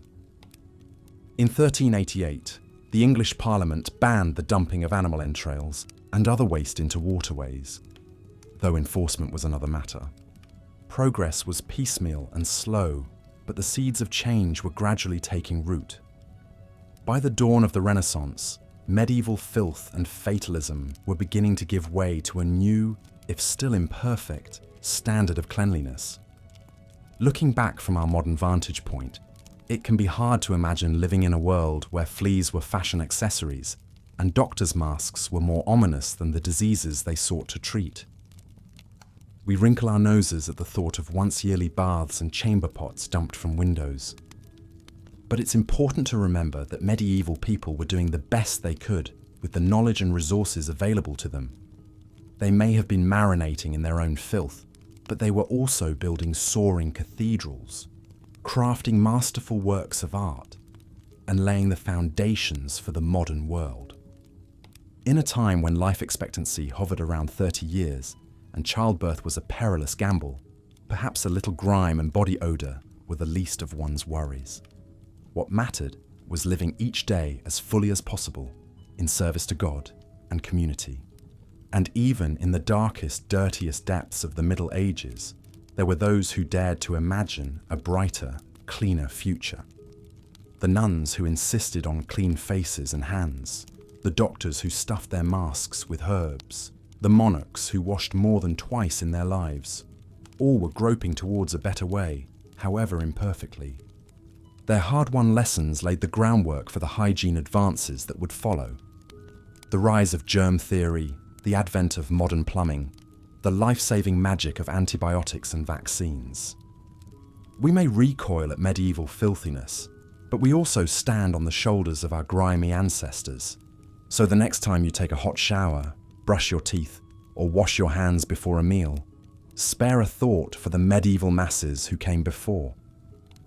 They may have been dirty, diseased, and despairing, but they were also resilient, resourceful, and relentlessly human, just like us. Their struggles paved the way for our sanitized modern world, and their stories, however unsavory, are an essential part of our shared history. By understanding how far we've come, we can better appreciate the luxuries we often take for granted, and continue to work towards a future where good health and hygiene are accessible to all. So let us bid goodnight to the medieval nuns in their scratchy robes, the plague doctors in their beaked masks, and the lovelorn kings sniffing soiled undergarments. They may not have been paragons of cleanliness, but they were doing their best with the knowledge and means available. As you drift off to sleep in your soft, clean bed, take comfort in how far hygiene has come, and how much further it still has to go. The story of human cleanliness is one of progress, setbacks, and enduring hope. A reminder that even the most intractable problems can be solved with time, effort, and a dash of ingenuity. Sweet dreams, and don't let the bed bugs bite. Our journey through the malodorous Middle Ages now brings us to the topic of oral hygiene, or rather, the appalling lack thereof. If you thought the medieval streets reeked, imagine the state of the average mouth. Rotting teeth and foul breath were simply a fact of life, as ubiquitous as chamber pots and lice-ridden heads. Dental care was rudimentary at best. Most people simply rubbed their teeth with a cloth, sometimes using abrasives like salt, chalk, or ground shells in an attempt to scrub away the buildup. Twigs or sticks were chewed until they frayed into bristles to pick at the stubborn bits lodged between teeth. But these half-hearted measures did little to combat the decay that inevitably set in. Even royalty were not immune to the ravages of poor oral hygiene. Take, for instance, the famously vain Queen Elizabeth I of England. Despite her legendary beauty, her teeth were said to be blackened and rotten, her breath so foul that courtiers strained to keep a straight face in her presence. It's rumoured that Her Majesty's sweet tooth was to blame. She allegedly consumed vast quantities of sugar, a rare and expensive luxury at the time. Combined with her aversion to cleaning her teeth, it proved a recipe for dental disaster. But Queen Elizabeth was hardly unique in this regard. Across the medieval world, teeth rotted away in the heads of peasants and kings alike. The wealthier classes could afford slightly more sophisticated methods like tooth powders made from burnt herbs or crushed bone. But even these were a far cry from the minty fresh concoctions we rely on today. Interestingly, some of the most advanced dental practices of the era came courtesy of an unlikely source: the much maligned barber surgeon. These jacks of all trades were responsible for everything from cutting hair to amputating limbs, and dentistry fell somewhere in between. Armed with pliers, picks, and a shocking lack of anesthesia, barber surgeons were the go-to for tooth extractions. It was a crude and painful business, but preferable to letting a rotten tooth fester in your jawbone. As the Middle Ages progressed, so too did the range of dental accoutrements available. Toothpicks, once the preserve of the rich, became more widely used. Usually crafted from bone, wood, or ivory, these slender sticks were used to dislodge stubborn food particles, and were even thought to sweeten the breath. In some circles, the ability to wield a toothpick with nonchalant grace was seen as the height of refined manners. But for most ordinary folk, oral hygiene remained an afterthought at best. With so many other pressing concerns, like avoiding the plague or eking out a meagre living, the state of one's teeth was low on the priority list. And so the people of the Middle Ages went about their lives, their mouths a breeding ground for all manner of unpleasantness. It's a far cry from the gleaming smiles and minty fresh breath we take for granted today. But as we've seen time and again in our journey through medieval hygiene, practices that seem unthinkable to us now were simply a normal part of life for our ancestors. They made do with the knowledge and resources available to them, blissfully unaware of the billions that would one day be spent on electric toothbrushes and whitening strips. So the next time you grudgingly drag yourself to the sink to brush your teeth before bed, spare a thought for your medieval counterparts. They may have been content to let their teeth rot away in their heads, but they also never had to sit through a dental insurance sales pitch. In that respect, at least, perhaps the joke is on us. And so we bid farewell to the grim world of medieval oral hygiene and turn our attention to another scourge of the era, the humble louse. These tiny terrors made the rotting teeth seem positively pleasant by comparison. From the lowliest peasant to the grandest monarch, no head was safe from their incessant crawling and nibbling. As we've seen, the typical medieval peasant had to navigate a minefield of filth and foul odours just to go about their daily life in the crowded, unsanitary cities. But even for those of higher status, regular bathing was far from a common practice.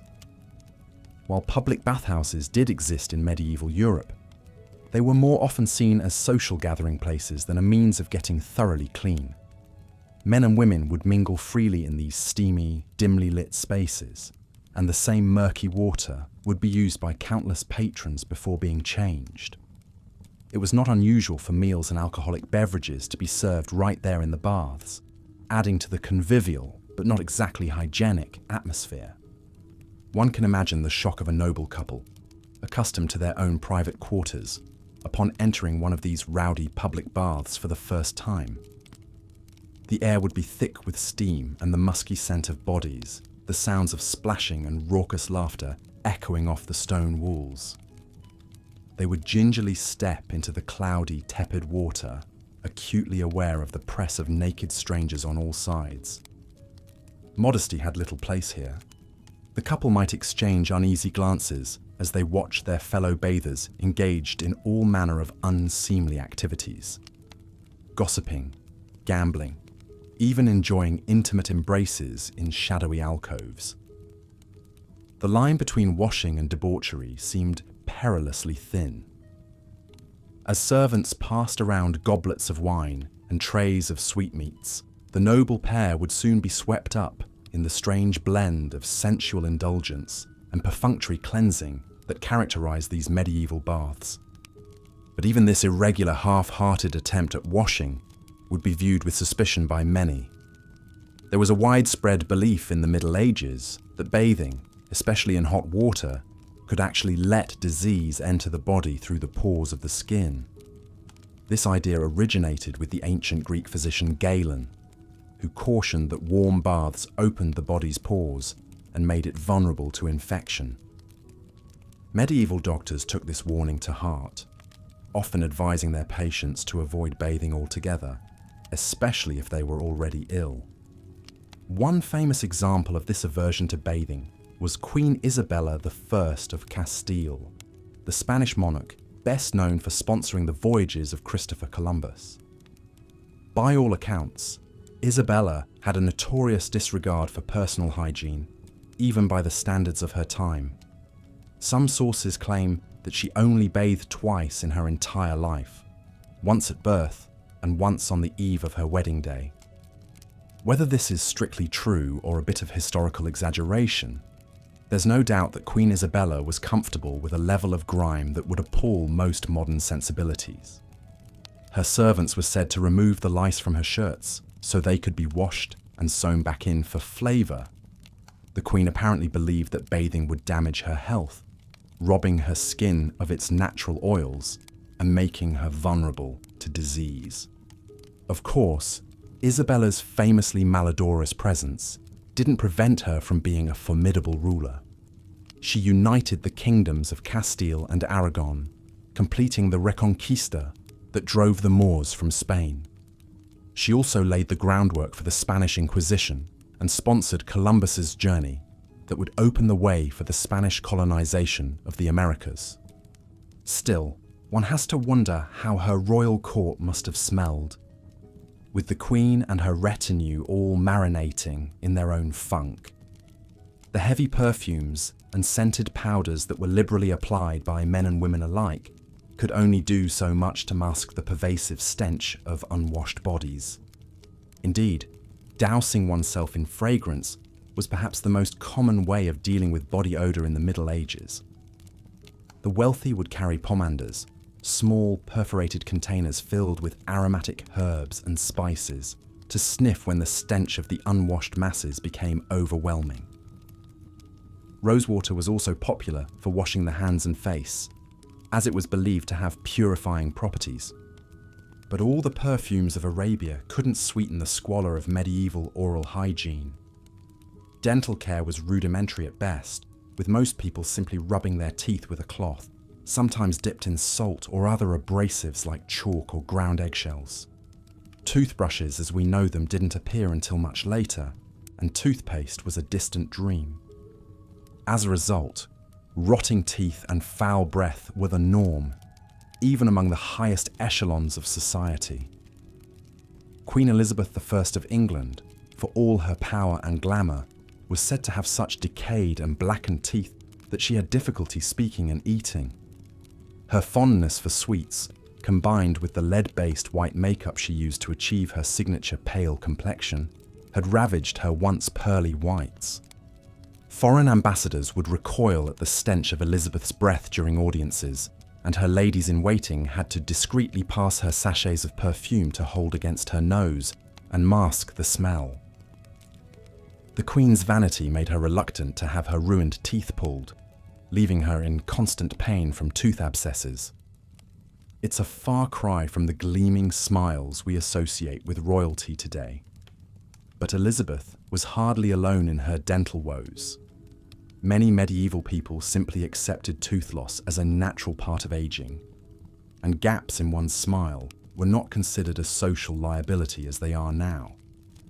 There were a few small advances in oral hygiene during the Middle Ages. Toothpicks, made from quills, metals, or even wood splinters, became a common sight at the tables of the affluent. And some medieval recipes for tooth cleaning powders have been found, containing ingredients like herbs, spices, and burnt hartshorn, powdered deer antler. But perhaps the most remarkable aspect of medieval dentistry was the emergence of the barber surgeon. These jack-of-all-trades professionals not only cut hair and trimmed beards, but also performed a variety of surgical procedures, including tooth extractions.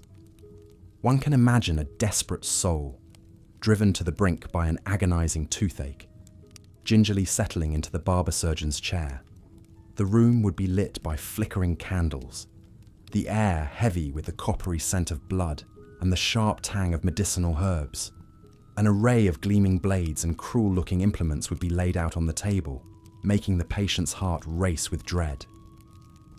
The barber surgeon, a man of grim mien and steady hands, would select his tool, perhaps a pair of rudimentary forceps or a slender hooked pick. With a muttered prayer and a swift, practiced motion, he would grasp the offending tooth and wrench it free, the patient's scream echoing off the close walls. Blood would gush forth, quickly stanched with a wad of cloth or a hot iron. It was a brutal, agonizing process, but for many, it was the only hope of relief from the torment of a rotting tooth. And the barber surgeons, for all their lack of formal training, were often surprisingly adept at their grisly trade.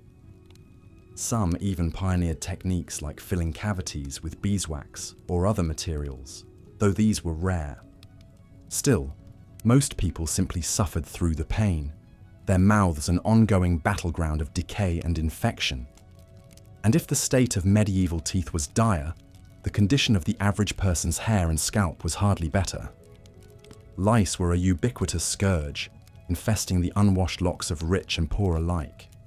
These persistent pests would cause an incessant itching, leading sufferers to scratch their heads raw. But getting rid of them was an uphill battle in a time when hair washing was a rare and haphazard affair. Even the nobility were not immune to the plague of lice. King Louis XIII of France, who reigned in the early 17th century, was known to have a severe infestation, likely exacerbated by the voluminous wigs he wore to conceal his thinning hair. His wife, Queen Anne of Austria, famously quipped that the king's wig lousy with vermin. Louis was so tormented by his itchy scalp that he had a special silver comb made, designed to part his hair every half-inch, so that the lice could be meticulously picked out. His valet would spend hours each day on this tedious task, filling cups with the squirming insects plucked from the royal head. The king's lice-ridden wig became a subject of morbid fascination at court, with courtiers placing bets on how many pests could be combed out in a single sitting. It was said that the wig was so heavily infested that it practically moved of its own accord, a seething mass of vermin nesting in the powdered curls.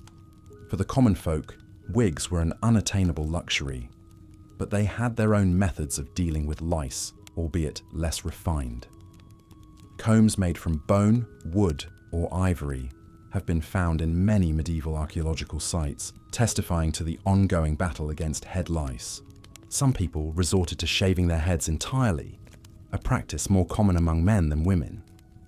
Others would coat their hair in pungent substances like vinegar, beer, or even urine in an attempt to drown or disgust the lice into abandoning ship.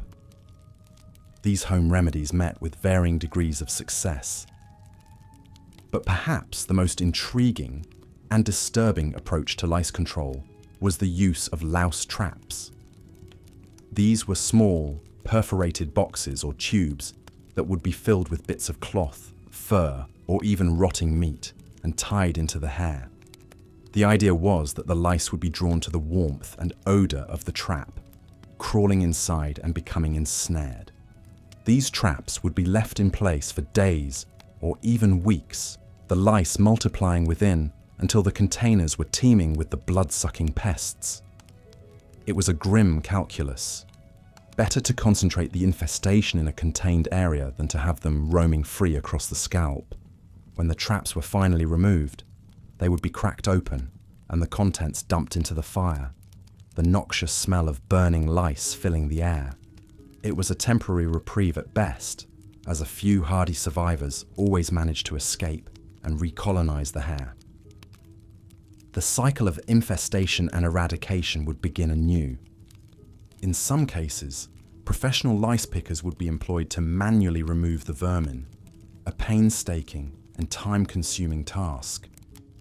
These nitpickers, often women, would advertise their services in the marketplace, offering to rid clients of their unwanted guests for a fee. One can picture a medieval nitpicker at work, her client seated on a low stool in the sunlight. The picker would part the hair with a fine-toothed comb, her keen eyes scanning for the telltale glint of a louse scuttling along the scalp. With deft fingers, she would pluck out the insect and crush it between her nails, the tiny pop audible in the still air. It was a lucrative trade, if not a glamorous one. A skilled nitpicker could command a steady clientele, becoming a fixture in the town square or making house calls to regular customers. Some even claimed to have proprietary techniques or secret formulas for banishing lice, though the efficacy of these was dubious at best. Still, in a world where head lice were as much a part of daily life as fleas on a dog, the nitpickers provided a measure of relief and comfort. Their services may have been humble, but they were no less essential for it. The prevalence of lice and other vermin was just one symptom of the larger problem of poor hygiene in the Middle Ages. With little understanding of how diseases spread and few effective means of preventing or treating them, medieval people were at the mercy of a host of deadly ailments. Perhaps the most notorious of these was the bubonic plague, also known as the Black Death. This devastating pandemic swept through Europe in the 14th century, wiping out an estimated 30 to 60% of the population. It was a terrifying and gruesome way to die, with victims succumbing to high fevers, agonizing pain, and the grotesque swelling of the lymph nodes into buboes. The plague was spread by fleas that lived on rats, which thrived in the filthy conditions of medieval cities. With open sewers, rotting garbage, and overcrowded living quarters, these urban centres were perfect breeding grounds for disease. A typical plague victim might start showing symptoms within a few days of being bitten by an infected flea. They would be seized by a sudden fever and chills, their head pounding and their limbs heavy with fatigue. As the disease progressed, agonizing buboes would appear in the armpits, neck, and groin, swelling to the size of eggs or even apples. The pain was excruciating, described as feeling like being burned with hot coals. The buboes would turn black and putrid, sometimes rupturing and oozing foul-smelling pus. Victims would cough up blood as their lungs filled with fluid, their breath coming in short, agonized gasps.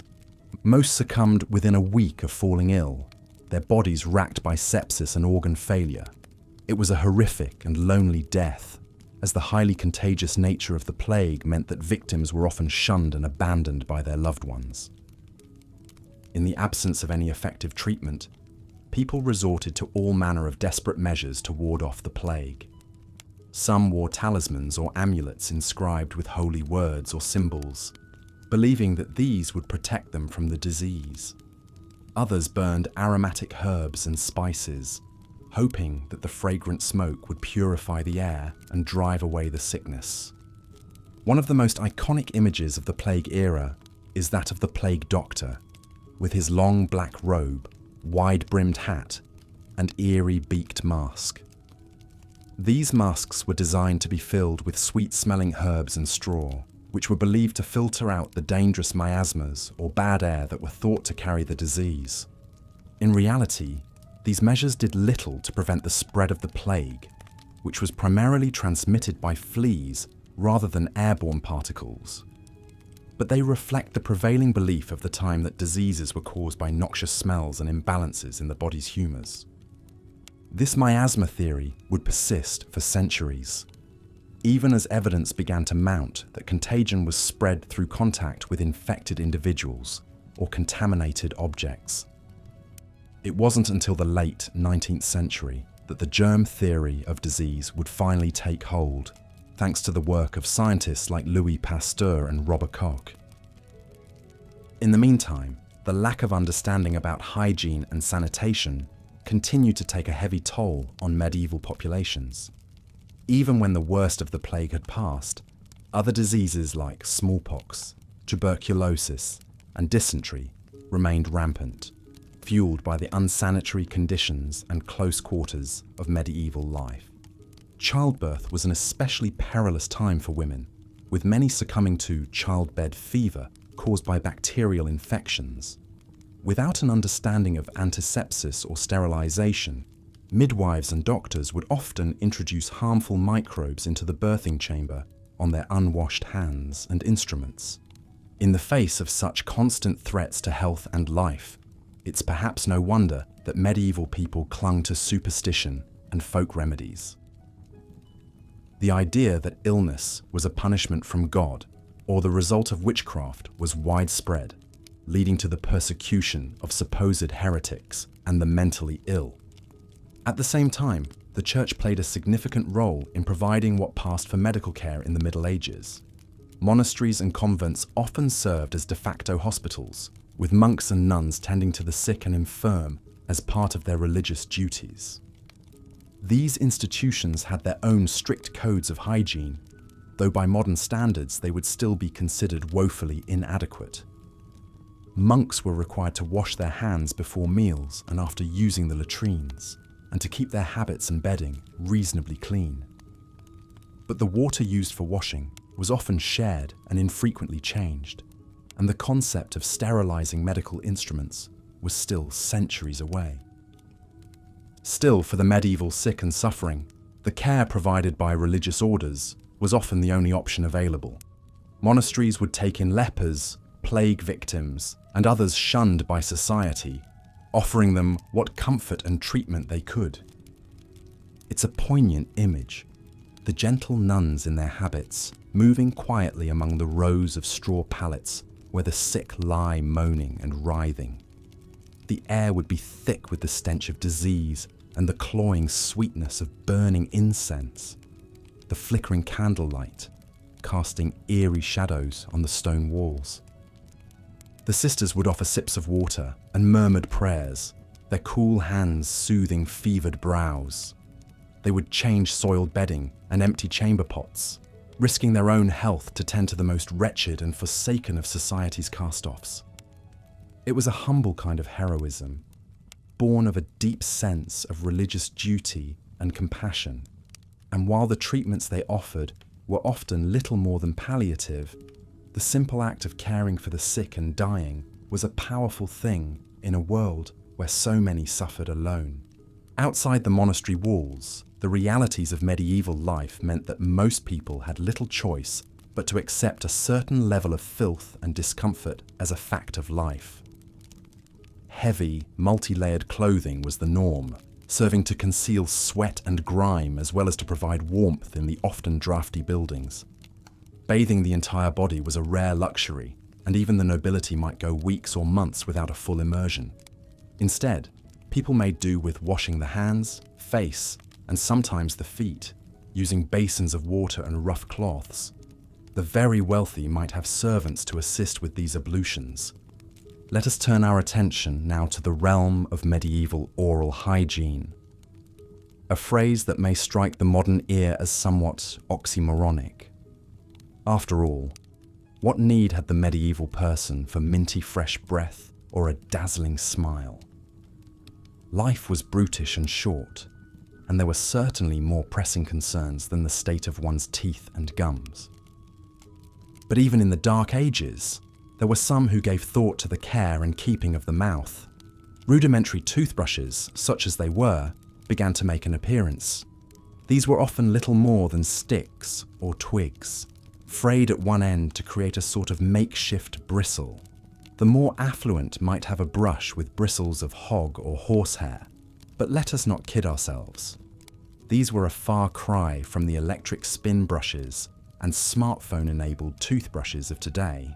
No, for the most part, dental hygiene consisted of rubbing the teeth with a cloth, perhaps with a bit of salt or chalk for abrasion. Ground shells or bone were also used, in an attempt to scrape away the build-up of plaque and debris. It was a valiant effort, but one that was doomed to fall short. For you see, the medieval diet was not exactly conducive to oral health. Bread, ale, and meat were the staples, with precious little in the way of fresh fruits or vegetables. And the bread of the time was a far cry from the soft, fluffy loaves we know today. No, this was a tough, gritty bread, full of bits of stone and grit from the millstones used to grind the grain. With every bite, the teeth were subjected to a veritable sandblasting. And so it was that by the time they reached adulthood, most medieval folk had a mouthful of rotting, blackened stumps. Foul breath was the norm, and tooth loss was expected, if not embraced. It was seen as a natural part of the aging process, like the greying of hair or the wrinkling of skin. But there were some who rose above the norm, whose oral hygiene was the stuff of legend. Take, for example, Queen Elizabeth I of England. Now, Liz was known for many things: her fiery red hair, her sharp wit, her skill at politics and intrigue. But she was also known for her truly appalling breath. It was said that Her Majesty's mouth was a veritable cesspool, a fetid swamp of decay and putrescence.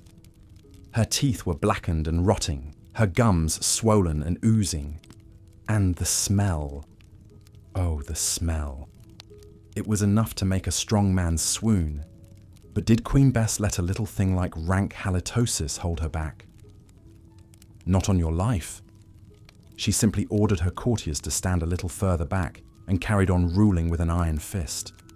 She even turned her foul breath into a sort of weapon, using it to intimidate and unnerve her enemies. Talk about making lemonade out of lemons. But even the mighty Queen Elizabeth could not escape the ravages of tooth decay forever. In her later years, she was forced to have several teeth pulled, leaving her with sunken cheeks and a rather unfortunate lisp. But still she persevered, never letting a little thing like missing teeth stop her from delivering a cutting remark or a withering put-down. And so, as we drift off to sleep, let us spare a thought for the brave men and women of medieval times who faced the horrors of oral hygiene with stoicism and grace.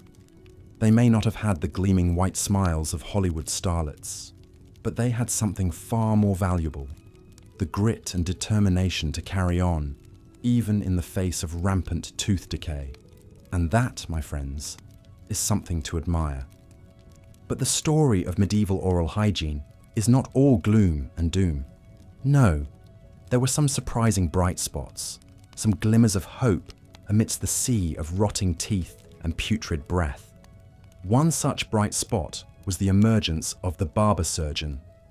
Now, I know what you're thinking. What on earth does a barber have to do with dentistry? But in medieval times, the lines between professions were often blurred, and the barber surgeon was a jack of all trades when it came to matters of health and hygiene. These intrepid individuals were not only responsible for cutting hair and trimming beards, but also for performing a wide range of medical procedures, including bloodletting, wound treatment, and, you guessed it, dentistry. Now, before you start picturing a burly, bearded man wielding a pair of rusty pliers, let me assure you that the dental practices of the barber surgeon were actually quite advanced for their time. They had a range of specialized tools at their disposal, including dental forceps for extracting teeth, and small chisels and files for shaping and smoothing the remaining stumps. But perhaps their most impressive tool was the dental pelican. No, not the large-billed aquatic bird, although that would certainly make for an interesting dental visit. No, the dental pelican was a kind of forceps, named for its resemblance to a pelican's beak. It was used to grasp and extract teeth and was considered a marvel of medieval engineering. But the barber surgeon's expertise didn't stop at tooth extraction. They were also skilled in the art of tooth restoration, using a variety of materials to fill cavities and replace missing teeth. Gold and silver were popular choices for the wealthy, while the less affluent might have to make do with lead or even wood. And for those who had lost all their teeth, the barber surgeon could even craft a set of dentures using materials like ivory, bone, or even human teeth. Yes, you heard that right, human teeth. It was not uncommon for the teeth of the dead to be harvested and repurposed for the living. Waste not, want not, as they say. But lest you think the barber surgeon was some kind of medieval miracle worker, let me remind you that their success rate was, shall we say, variable. Infections were common, and the pain of dental procedures was often excruciating. And let's not forget the risk of transmitting diseases like syphilis or tuberculosis through unsterilized equipment. Still, the barber surgeon was a vital part of medieval society, providing a much-needed service in a time when dental hygiene was sorely lacking. And who knows, perhaps their legacy lives on in the modern-day dentist, with their fancy chairs and high-tech tools. Although I think we can all agree that the human tooth dentures are best left in the past.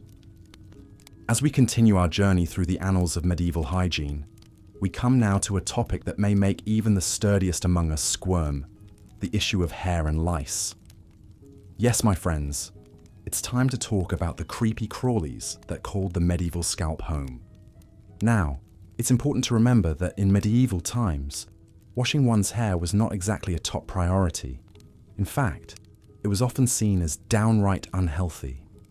The prevailing belief was that washing the hair too frequently could strip away the natural oils that protected against disease and infection, and so many people simply let their hair grow wild and free, rarely if ever subjecting it to the indignity of a good scrubbing. As you can imagine, this laissez-faire approach to hair care had some rather unpleasant consequences. Lice were a constant companion, merrily setting up shop in the tangled manes of men and women alike. And these were not the cute, cuddly kind of lice. No, these were the big, juicy, blood-sucking kind, the kind that could drive a person to distraction with their constant itching and crawling. But fear not, dear listener. The medieval mind was not entirely defenseless against these tiny terrors. The lice comb was a popular tool, crafted from materials like bone, wood, or ivory. These combs had teeth that were closely spaced, allowing them to capture and remove even the wiliest of lice. But the lice comb was not the only weapon in the medieval arsenal. Some people swore by the power of mercury, rubbing it into the scalp in an attempt to poison the little buggers. Others tried more natural remedies, like rubbing the hair with a mixture of vinegar and pepper, or even setting the little creatures on fire. Yes, you read that right. Setting them on fire. I can only imagine the smell. But perhaps the most famous example of medieval hair hygiene, or lack thereof, can be found in the story of King Louis XIII of France. Now, Louis was known for many things: his love of the arts, his patronage of the great thinkers of his time, and his truly spectacular wigs. But beneath those towering piles of curls and waves lay a dark secret. The royal scalp was positively crawling with lice. It was said that the king's head was so infested that the lice could be seen dropping from his wig onto his collar, like some kind of grotesque dandruff. But did King Louis let a little thing like a head full of blood-sucking parasites bother him? Not in the slightest.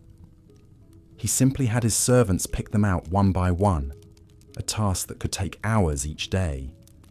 And when the lice became too numerous to control, he simply had his wig maker craft him a new one, leaving the old one to be burned in a kind of lice-infested effigy. Now, before we judge King Louis too harshly, let us remember that he was not alone in his lice-ridden plight. Lice were a fact of life for rich and poor alike in medieval times, and dealing with them was simply a part of the daily routine. In fact, lice picking was a legitimate profession, with skilled practitioners plying their trade in the streets and marketplaces. These intrepid souls would set up shop with a stool and a fine-toothed comb, ready to rid the world of lice, one head at a time. It may not have been the most glamorous of jobs, but it was an honest day's work, and a vital service in a time when personal hygiene was a rare luxury. So the next time you find yourself feeling a bit itchy, spare a thought for your medieval ancestors, who battled the scourge of lice with nothing more than a comb and a prayer. And be grateful for the modern marvels of lice shampoo and net combs. Trust me, they're worth their weight in gold. As we've seen, the slow progress in medieval hygiene was not due to a lack of effort or ingenuity, but rather the limited knowledge of the time. People were doing the best they could with the information and resources available. They knew something was amiss, what with all the disease and stench, but they were grasping in the dark for solutions. Take the example of the medieval doctor, clad in his iconic beaked mask. To us, it looks quite ridiculous, this ominous figure, looking like some sort of monstrous bird, poking and prodding at the sick and dying. But to the medieval mind, this was the cutting edge of disease prevention. The long beak of the mask would be stuffed full of aromatic herbs and straw, thought to filter out the bad air and protect the doctor from the deadly miasma. These doctors would make their rounds, moving from town to town, their arrival often greeted with a mix of hope and dread. They were the last resort for many desperate souls ravaged by the Black Death or other ailments. With their limited understanding, they would prescribe bloodletting, leeches, or potions made from exotic spices and mysterious powders. More often than not, their cures would be worse than the disease itself. One of the most famous cases of medical misadventure was that of George Washington, the first president of the United States. In his final hours, ravaged by a throat infection, Washington's doctors decided that an extensive bloodletting was in order. They drained an estimated 40% of his blood over the course of a few hours, hoping to cure him of the bad humours. Alas, this medieval practice did more harm than good, and Washington soon succumbed. Even at the dawn of the 19th century, old habits died hard. But amidst all the missteps and misconceptions, there were glimmers of progress in the late Middle Ages. The production of soap, which had been around since ancient times, began to increase. More and more people were realizing the benefits of regular bathing. Public bathhouses, though still more social venues than hygienic ones, were becoming increasingly common in cities across Europe. Waste removal was also seeing some advancements. While the sight and smell of open sewers would remain a fixture of many medieval towns, some forward-thinking cities began to construct underground sewage systems. These were a far cry from modern standards, but they were a step in the right direction. In London, for example, the aptly named Great Drain was constructed in the 14th century to carry waste away from the city centre. It was a start. Perhaps one of the most significant developments in medieval hygiene was the increasing use of whitewashing. This was the practice of coating the interior walls of a building with a mixture of lime and water. While primarily used for aesthetic purposes, to give buildings a clean, bright appearance, it also had the unintended benefit of being a disinfectant. The lime in the whitewash would help to kill off bacteria and discourage the growth of mold and mildew. Castles and cathedrals across Europe began to gleam with this pristine white coating, a stark contrast to the grime and squalor that often surrounded them. It was a small victory for cleanliness in a world that was often anything but. Inside these whitewashed walls, the upper echelons of medieval society could maintain a semblance of hygiene, even as the common folk continued to toil in filth. But even in the grandest castles and the most pious monasteries, the spectre of poor hygiene was never far away. The rigid social hierarchy of the Middle Ages meant that personal cleanliness was often seen as the purview of the lower classes. Servants and chambermaids were tasked with emptying chamber pots, laundering clothes, and keeping their noble masters and mistresses presentable. Within the great halls of Europe's castles, the gentry would dine on the sumptuous feasts, gorging themselves on rich meats, savoury pies, and endless goblets of wine. But amidst all this finery, there was a distinct lack of table manners. Belching, spitting, and even vomiting were all common sights at a medieval banquet. Scraps of food would be tossed onto the rushes strewn across the floor, there to rot and fester until the next big clean. And those rushes, they were a hygiene nightmare in their own right. Rushes, a type of grass-like plant, would be scattered across the stone floors of castles and manor houses in an attempt to provide some warmth and comfort underfoot. But they would quickly become saturated with spilled food, drink, and all manner of bodily fluids. Servants would simply add new layers of rushes on top of the old, leading to a foul-smelling, bug-infested mat that would be left to fester for months on end. It's no wonder then that even the nobility were not immune to the health problems caused by poor hygiene. Dental issues were rampant, with toothache and tooth loss a common complaint. Skin infections and parasites were also a constant bother, with lice and fleas an ever-present companions. Even royalty was not spared the indignities of medieval hygiene. Take King Henry VIII of England, for example. This larger-than-life figure, known for his voracious appetites and his 6 wives, was a notorious slob. His eating habits were the stuff of legend, with contemporary accounts describing him tearing into joints of meat with his hands and teeth, grease and juices running down his chin, and staining his elaborate robes. But it was Henry's romantic pursuits that truly highlight the hygienic standards, or lack thereof, of the time. In one infamous incident, Henry reportedly requested that a prospective mistress send him one of her unwashed undergarments, so that he could savour her scent. To the modern nose, this would be an unthinkable act of grossness. But to Henry and his contemporaries, the natural odours of the body were not just tolerated, but often celebrated as alluring and erotic. This was a time when bathing was infrequent at best, and the idea of daily changes of underwear was virtually unheard of. The same chemise or codpiece might be worn for weeks or even months on end, absorbing all the sweat, grime, and other bodily emanations. The result was a pungent cocktail of odours that would assault the senses of any modern time traveller. But for the people of the Middle Ages, this was simply a fact of life. The stench of unwashed bodies, the itch of lice and fleas, the ache of rotting teeth. these were all just part of the daily struggle for survival in a world that was often harsh, unsanitary, and disease-ridden. It's easy for us to look back and judge, to wrinkle our noses at the thought of sleeping in vermin-infested sheets or drinking from a chamber pot. But we have the benefit of hindsight, of centuries of scientific progress and cultural evolution.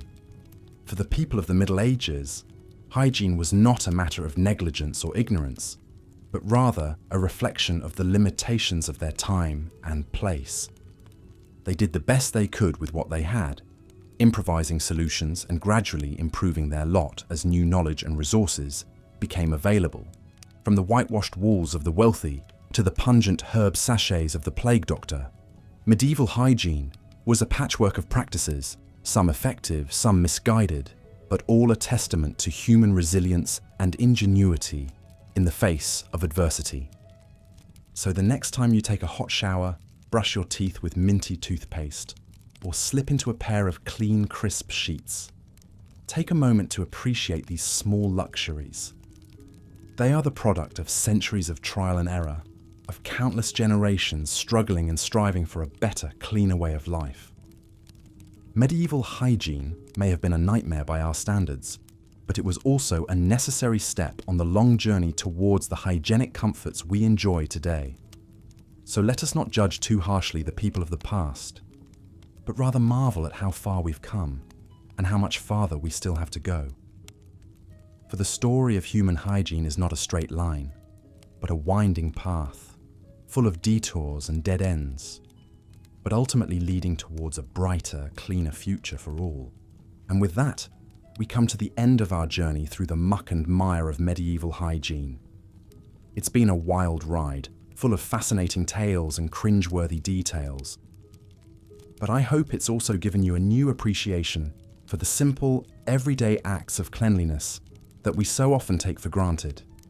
So as you drift off to sleep, safe in the knowledge that you won't be waking up to a bed full of bugs or a chamber pot in need of emptying, spare a thought for your medieval ancestors. They may have been a bit smelly and a bit strange by our standards, but they were also brave, resourceful, and utterly human. Just like us, they were doing the best they could with what they had. And in that, we are all connected, across the centuries and the miles, in this grand, messy, beautiful thing we call life. Good night, and sweet dreams. May your sleep be as clean and comfortable as a freshly whitewashed castle wall.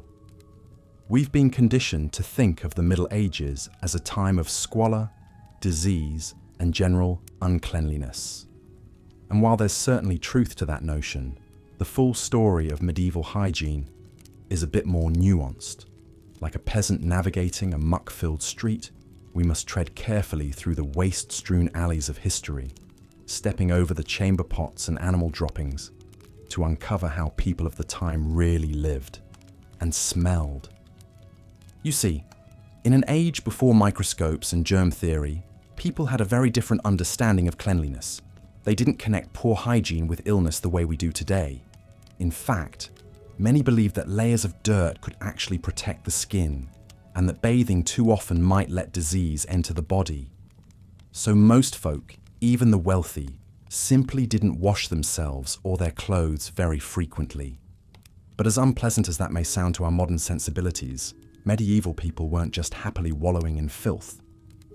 They developed all sorts of creative ways to mask odors and keep up appearances. And slowly, over the centuries, new ideas and inventions emerged that would pave the way for the hygiene standards we enjoy today. So, come, let us embark on an olfactory adventure through the muck and mire of the Middle Ages.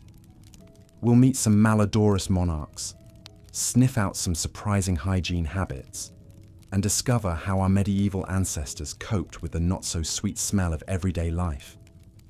It's a journey that may make you wrinkle your nose, but I promise, you'll come away with a new appreciation for the humble bar of soap. And if the stench of history starts to feel a bit too real, fear not. You're safely tucked into your clean, cozy bed. Perhaps the foul smells of the past will make you all the more grateful for your freshly laundered sheets.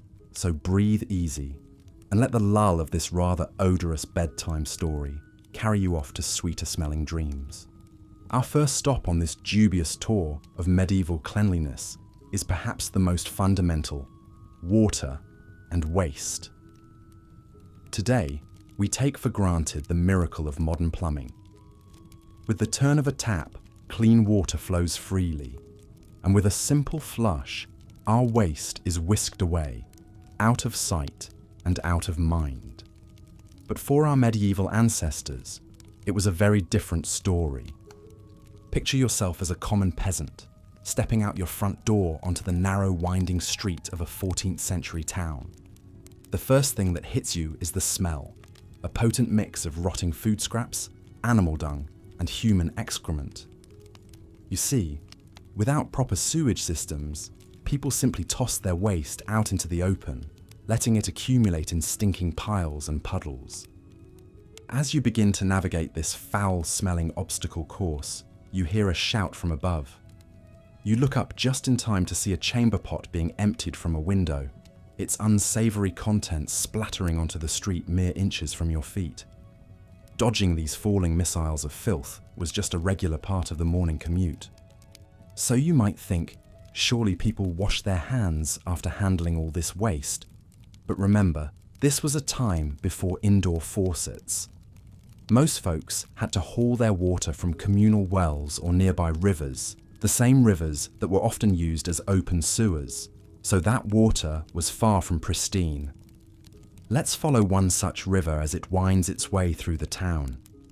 We come upon a group of women kneeling at the bank, sleeves rolled up as they scrub clothes against the rocks. These medieval washerwomen had a tough job, beating the dirt out of clothing using little more than cold water, lye soap, and elbow grease. The idea of doing laundry in the same place where people dumped waste may seem incredibly unsanitary to us. But without modern detergents and washing machines, it was the best method available at the time. The flowing water, at least, helped to carry away some of the grime. As we leave the washerwomen to their work, we can't help but feel a twinge of sympathy. Theirs was a hard life, full of back-breaking labour, and yet they could never quite escape the stench that pervaded their world. But they did find small joys where they could, in a bit of gossip shared over the washing, or a bawdy song to pass the time. And slowly, as the centuries passed, some changes did begin to take hold. Larger towns started to build primitive sewage systems, using gutters and underground channels to carry waste away from the streets. It was far from perfect, but it was a start. So next time you turn on the tap or flush the toilet, take a moment to appreciate these marvels of modern sanitation, and spare a thought for your medieval ancestors who had to navigate a world where the very water and earth were often tainted by human waste. It's enough to make you grateful for the simple luxury of a clean glass of water and a sanitary sewer system. But our journey through the often grimy history of hygiene has only just begun. Next, we'll explore the intriguing and sometimes alarming bathing practices of the Middle Ages. And trust me, you'll never look at a public bathhouse the same way again. But for now, as you sink deeper into your plush, clean pillow, let the gentle flow of water carry your imagination to a simpler, if not necessarily cleaner time. In our modern world, a daily shower is a standard part of most people's routine. We lather up, rinse off, and start the day feeling fresh and clean. But for our medieval ancestors, bathing was a far more complicated affair, one that didn't happen nearly as often as you might think or hope. You see, many people in the Middle Ages actually feared bathing, believing it could open the pores and let disease into the body. They thought that a layer of dirt could actually protect the skin, like a primitive kind of armour. So most folks only washed their hands and faces on a regular basis, and full-body bathing was a much rarer occurrence. In fact, it was common for even wealthy people to go months or even years without a proper bath. They might splash a little water on their faces or use a damp cloth to wipe down, but immersing the whole body was seen as a risky indulgence. But here's the thing, medieval people weren't oblivious to cleanliness.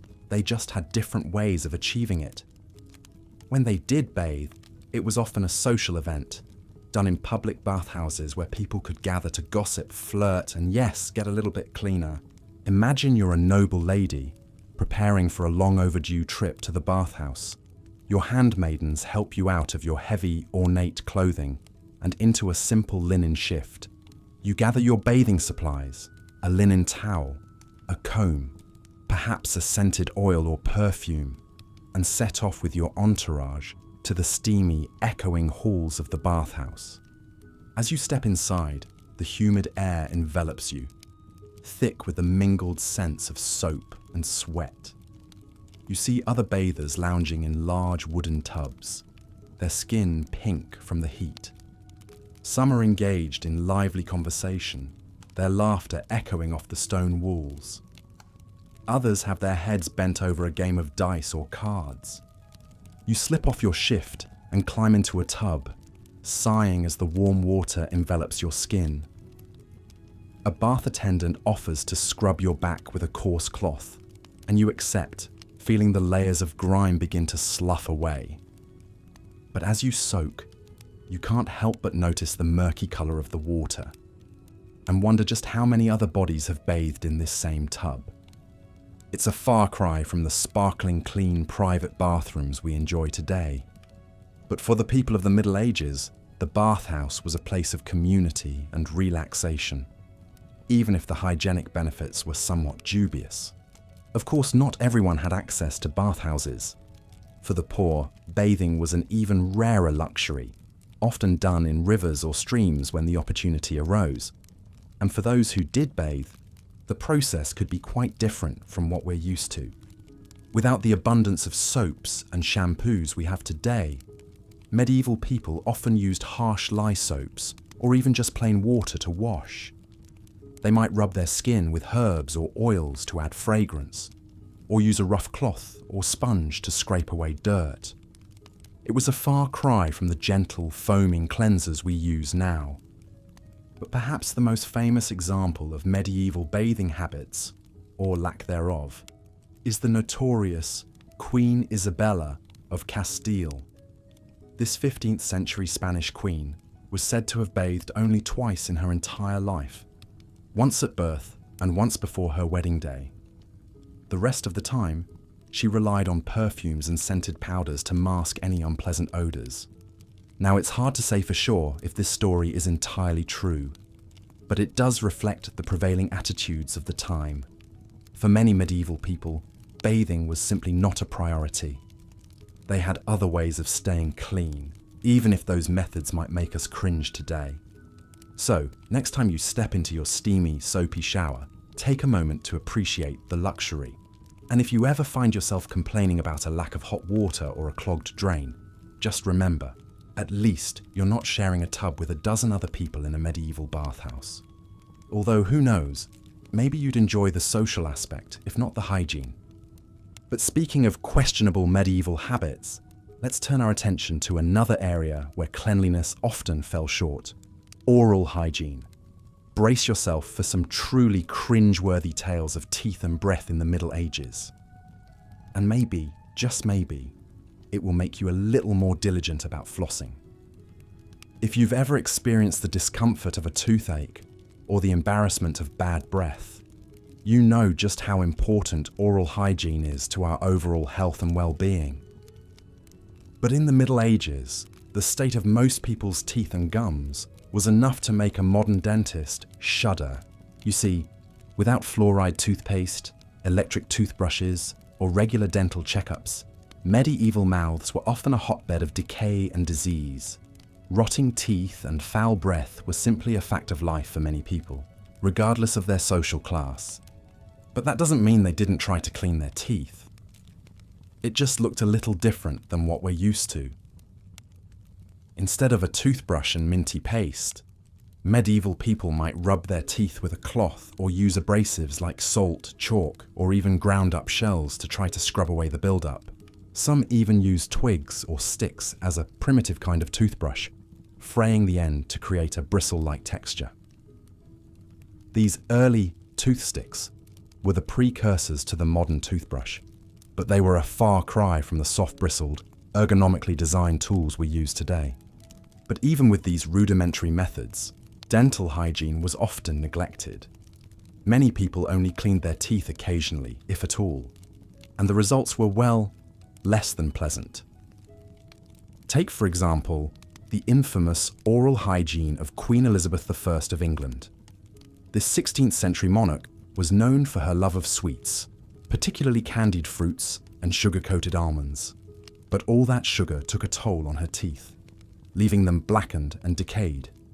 In fact, the Queen's teeth were said to be so rotten that she often stuffed bits of cloth into her mouth to disguise the smell. She also suffered from frequent toothaches, which she tried to treat with all manner of bizarre remedies, from mouthwashes made of vinegar and wine to poultices of herbs and spices. But perhaps the most cringe-worthy detail of Elizabeth's dental woes was the state of her gums. They were reportedly so badly infected that they would bleed and emit pus when she spoke or ate. It's a far cry from the dazzling, pearly white smiles we associate with royalty today. But it wasn't just the Queen who suffered from poor oral hygiene. Throughout the Middle Ages, tooth decay and gum disease were rampant, affecting people of all ages and social classes.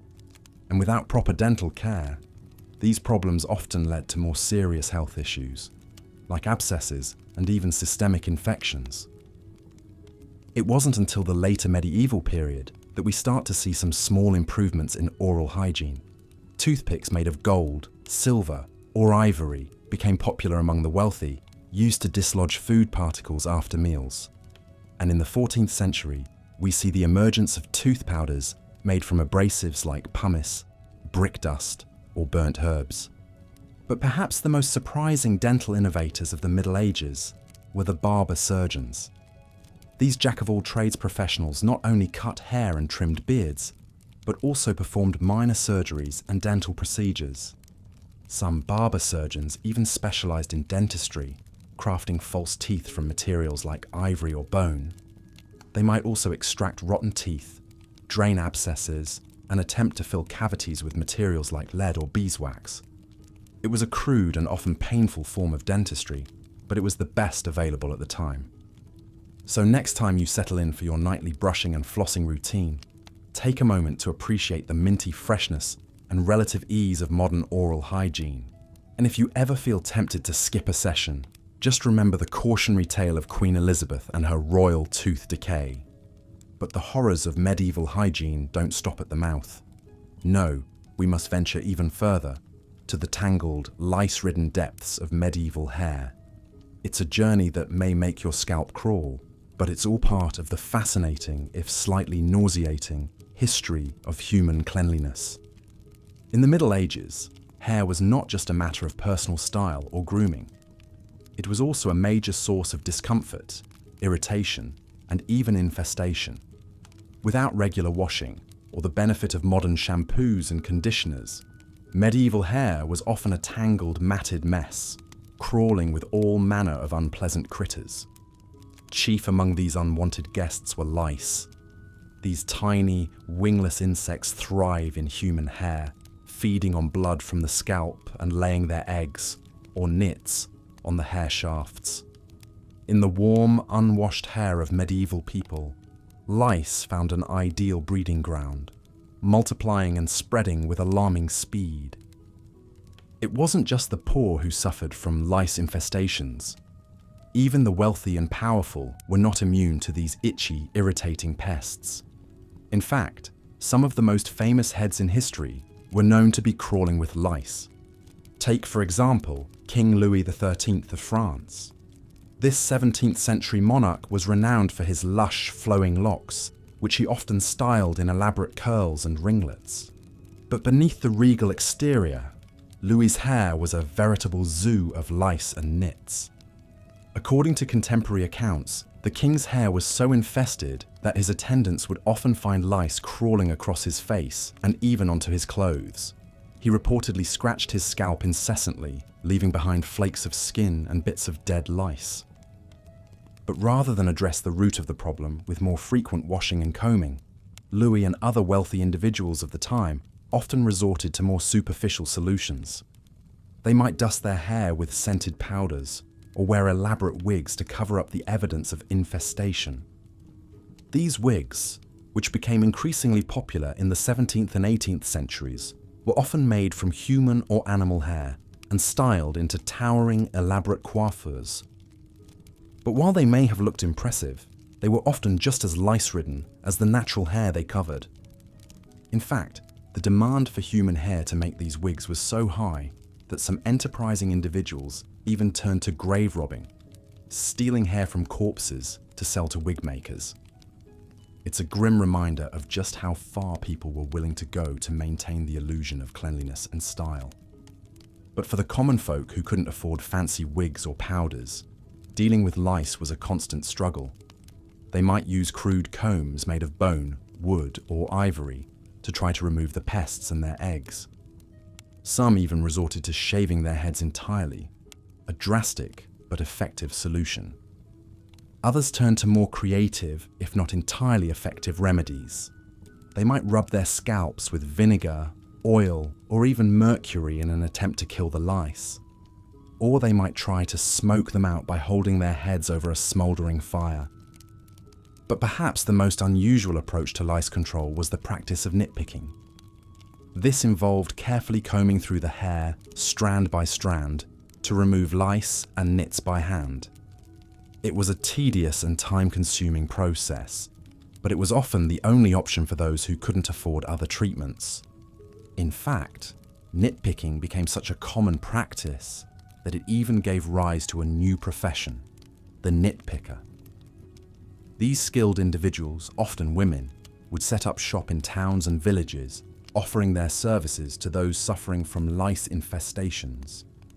For a small fee, they would meticulously comb through a client's hair, plucking out lice and nits with deft fingers. It was a lucrative business, if not a particularly glamorous one, and it reflects the widespread nature of the lice problem in medieval society. So next time you lather up with your favourite shampoo or run a comb through your clean, shiny hair, take a moment to appreciate the simple joy of a lice-free scowl. Of course, not everyone in medieval Europe could afford the small luxuries of tooth powders or lice combs. For the poorest peasants, even a wisp of scented powder was an unimaginable extravagance. They had little choice but to live with the crawling sensations and constant itch of lice, fleas, and other vermin that made their home in human hair. Perhaps no one understood this harsh reality better than Marjorie Kemp. Born into a middle-class family in the English town of King's Lynn in the late 14th century, Marjorie's fortunes took a turn for the worse when her father's business failed. She found herself married off to a much older man and thrust into poverty. In her spiritual autobiography, The Book of Marjorie Kempe, she describes her family's destitution in painfully vivid terms. They often went without food, huddling together in a cramped, unheated room. But even more tormenting than the hunger and cold were the fleas and lice that feasted on their unwashed bodies. Marjorie recounts long, sleepless nights spent clawing at her itching skin until it bled. She wrote of how the vermin skittered across her face in the dark, how they nested in the tangled mat of her hair. For Marjorie, and countless others in her position, this was not a temporary hardship, but an inescapable fact of life. Yet even in the face of such misery, the human spirit could still soar to unexpected heights. Marjorie Kempe went on to become one of the most significant religious figures of her day, undertaking pilgrimages across Europe and leaving behind a spiritual autobiography that stands as one of the earliest known works in the English language written by a woman. Her story reminds us that even in the filthiest and most wretched conditions, the light of human resilience and potential could never be fully extinguished. It's a testament to the unbreakable nature of the human spirit, a spirit that could endure even the most insufferable torments inflicted by lice, fleas, and the many other plagues of the medieval world. As we've journeyed together through the grime and squalor of the Middle Ages, I hope you've come to see this era not just as a time of unrelenting filth, but also as a deeply human age. An age of people not so different from you and I, who fought against the constraints of their time with whatever knowledge and resources they had. Their struggles paved the way for the advances in hygiene that we often take for granted today. So the next time you take a hot shower, brush your teeth with minty toothpaste, or slip into a freshly laundered set of clothes, take a moment to remember and appreciate those who came before. Their stories may be stained with grime and clouded by the mists of history, but they are no less a part of the human story, a story of progress, of resilience, and of the eternal search for a better, cleaner, more comfortable life. And with that, our journey through the muck and mire of medieval hygiene comes to an end. If you've enjoyed our stroll through this pungent past, be sure to like this video and subscribe to the channel for more meandering voyages through the often amusing, sometimes shocking, but always fascinating annals of history. Until our next adventure, this is your faithful chronicler of chronicles, your weaver of bygone yarns, bidding you a fond and freshly scented farewell. May your dreams be as sweet as a medieval queen's perfumed handkerchief, and decidedly less lice-ridden.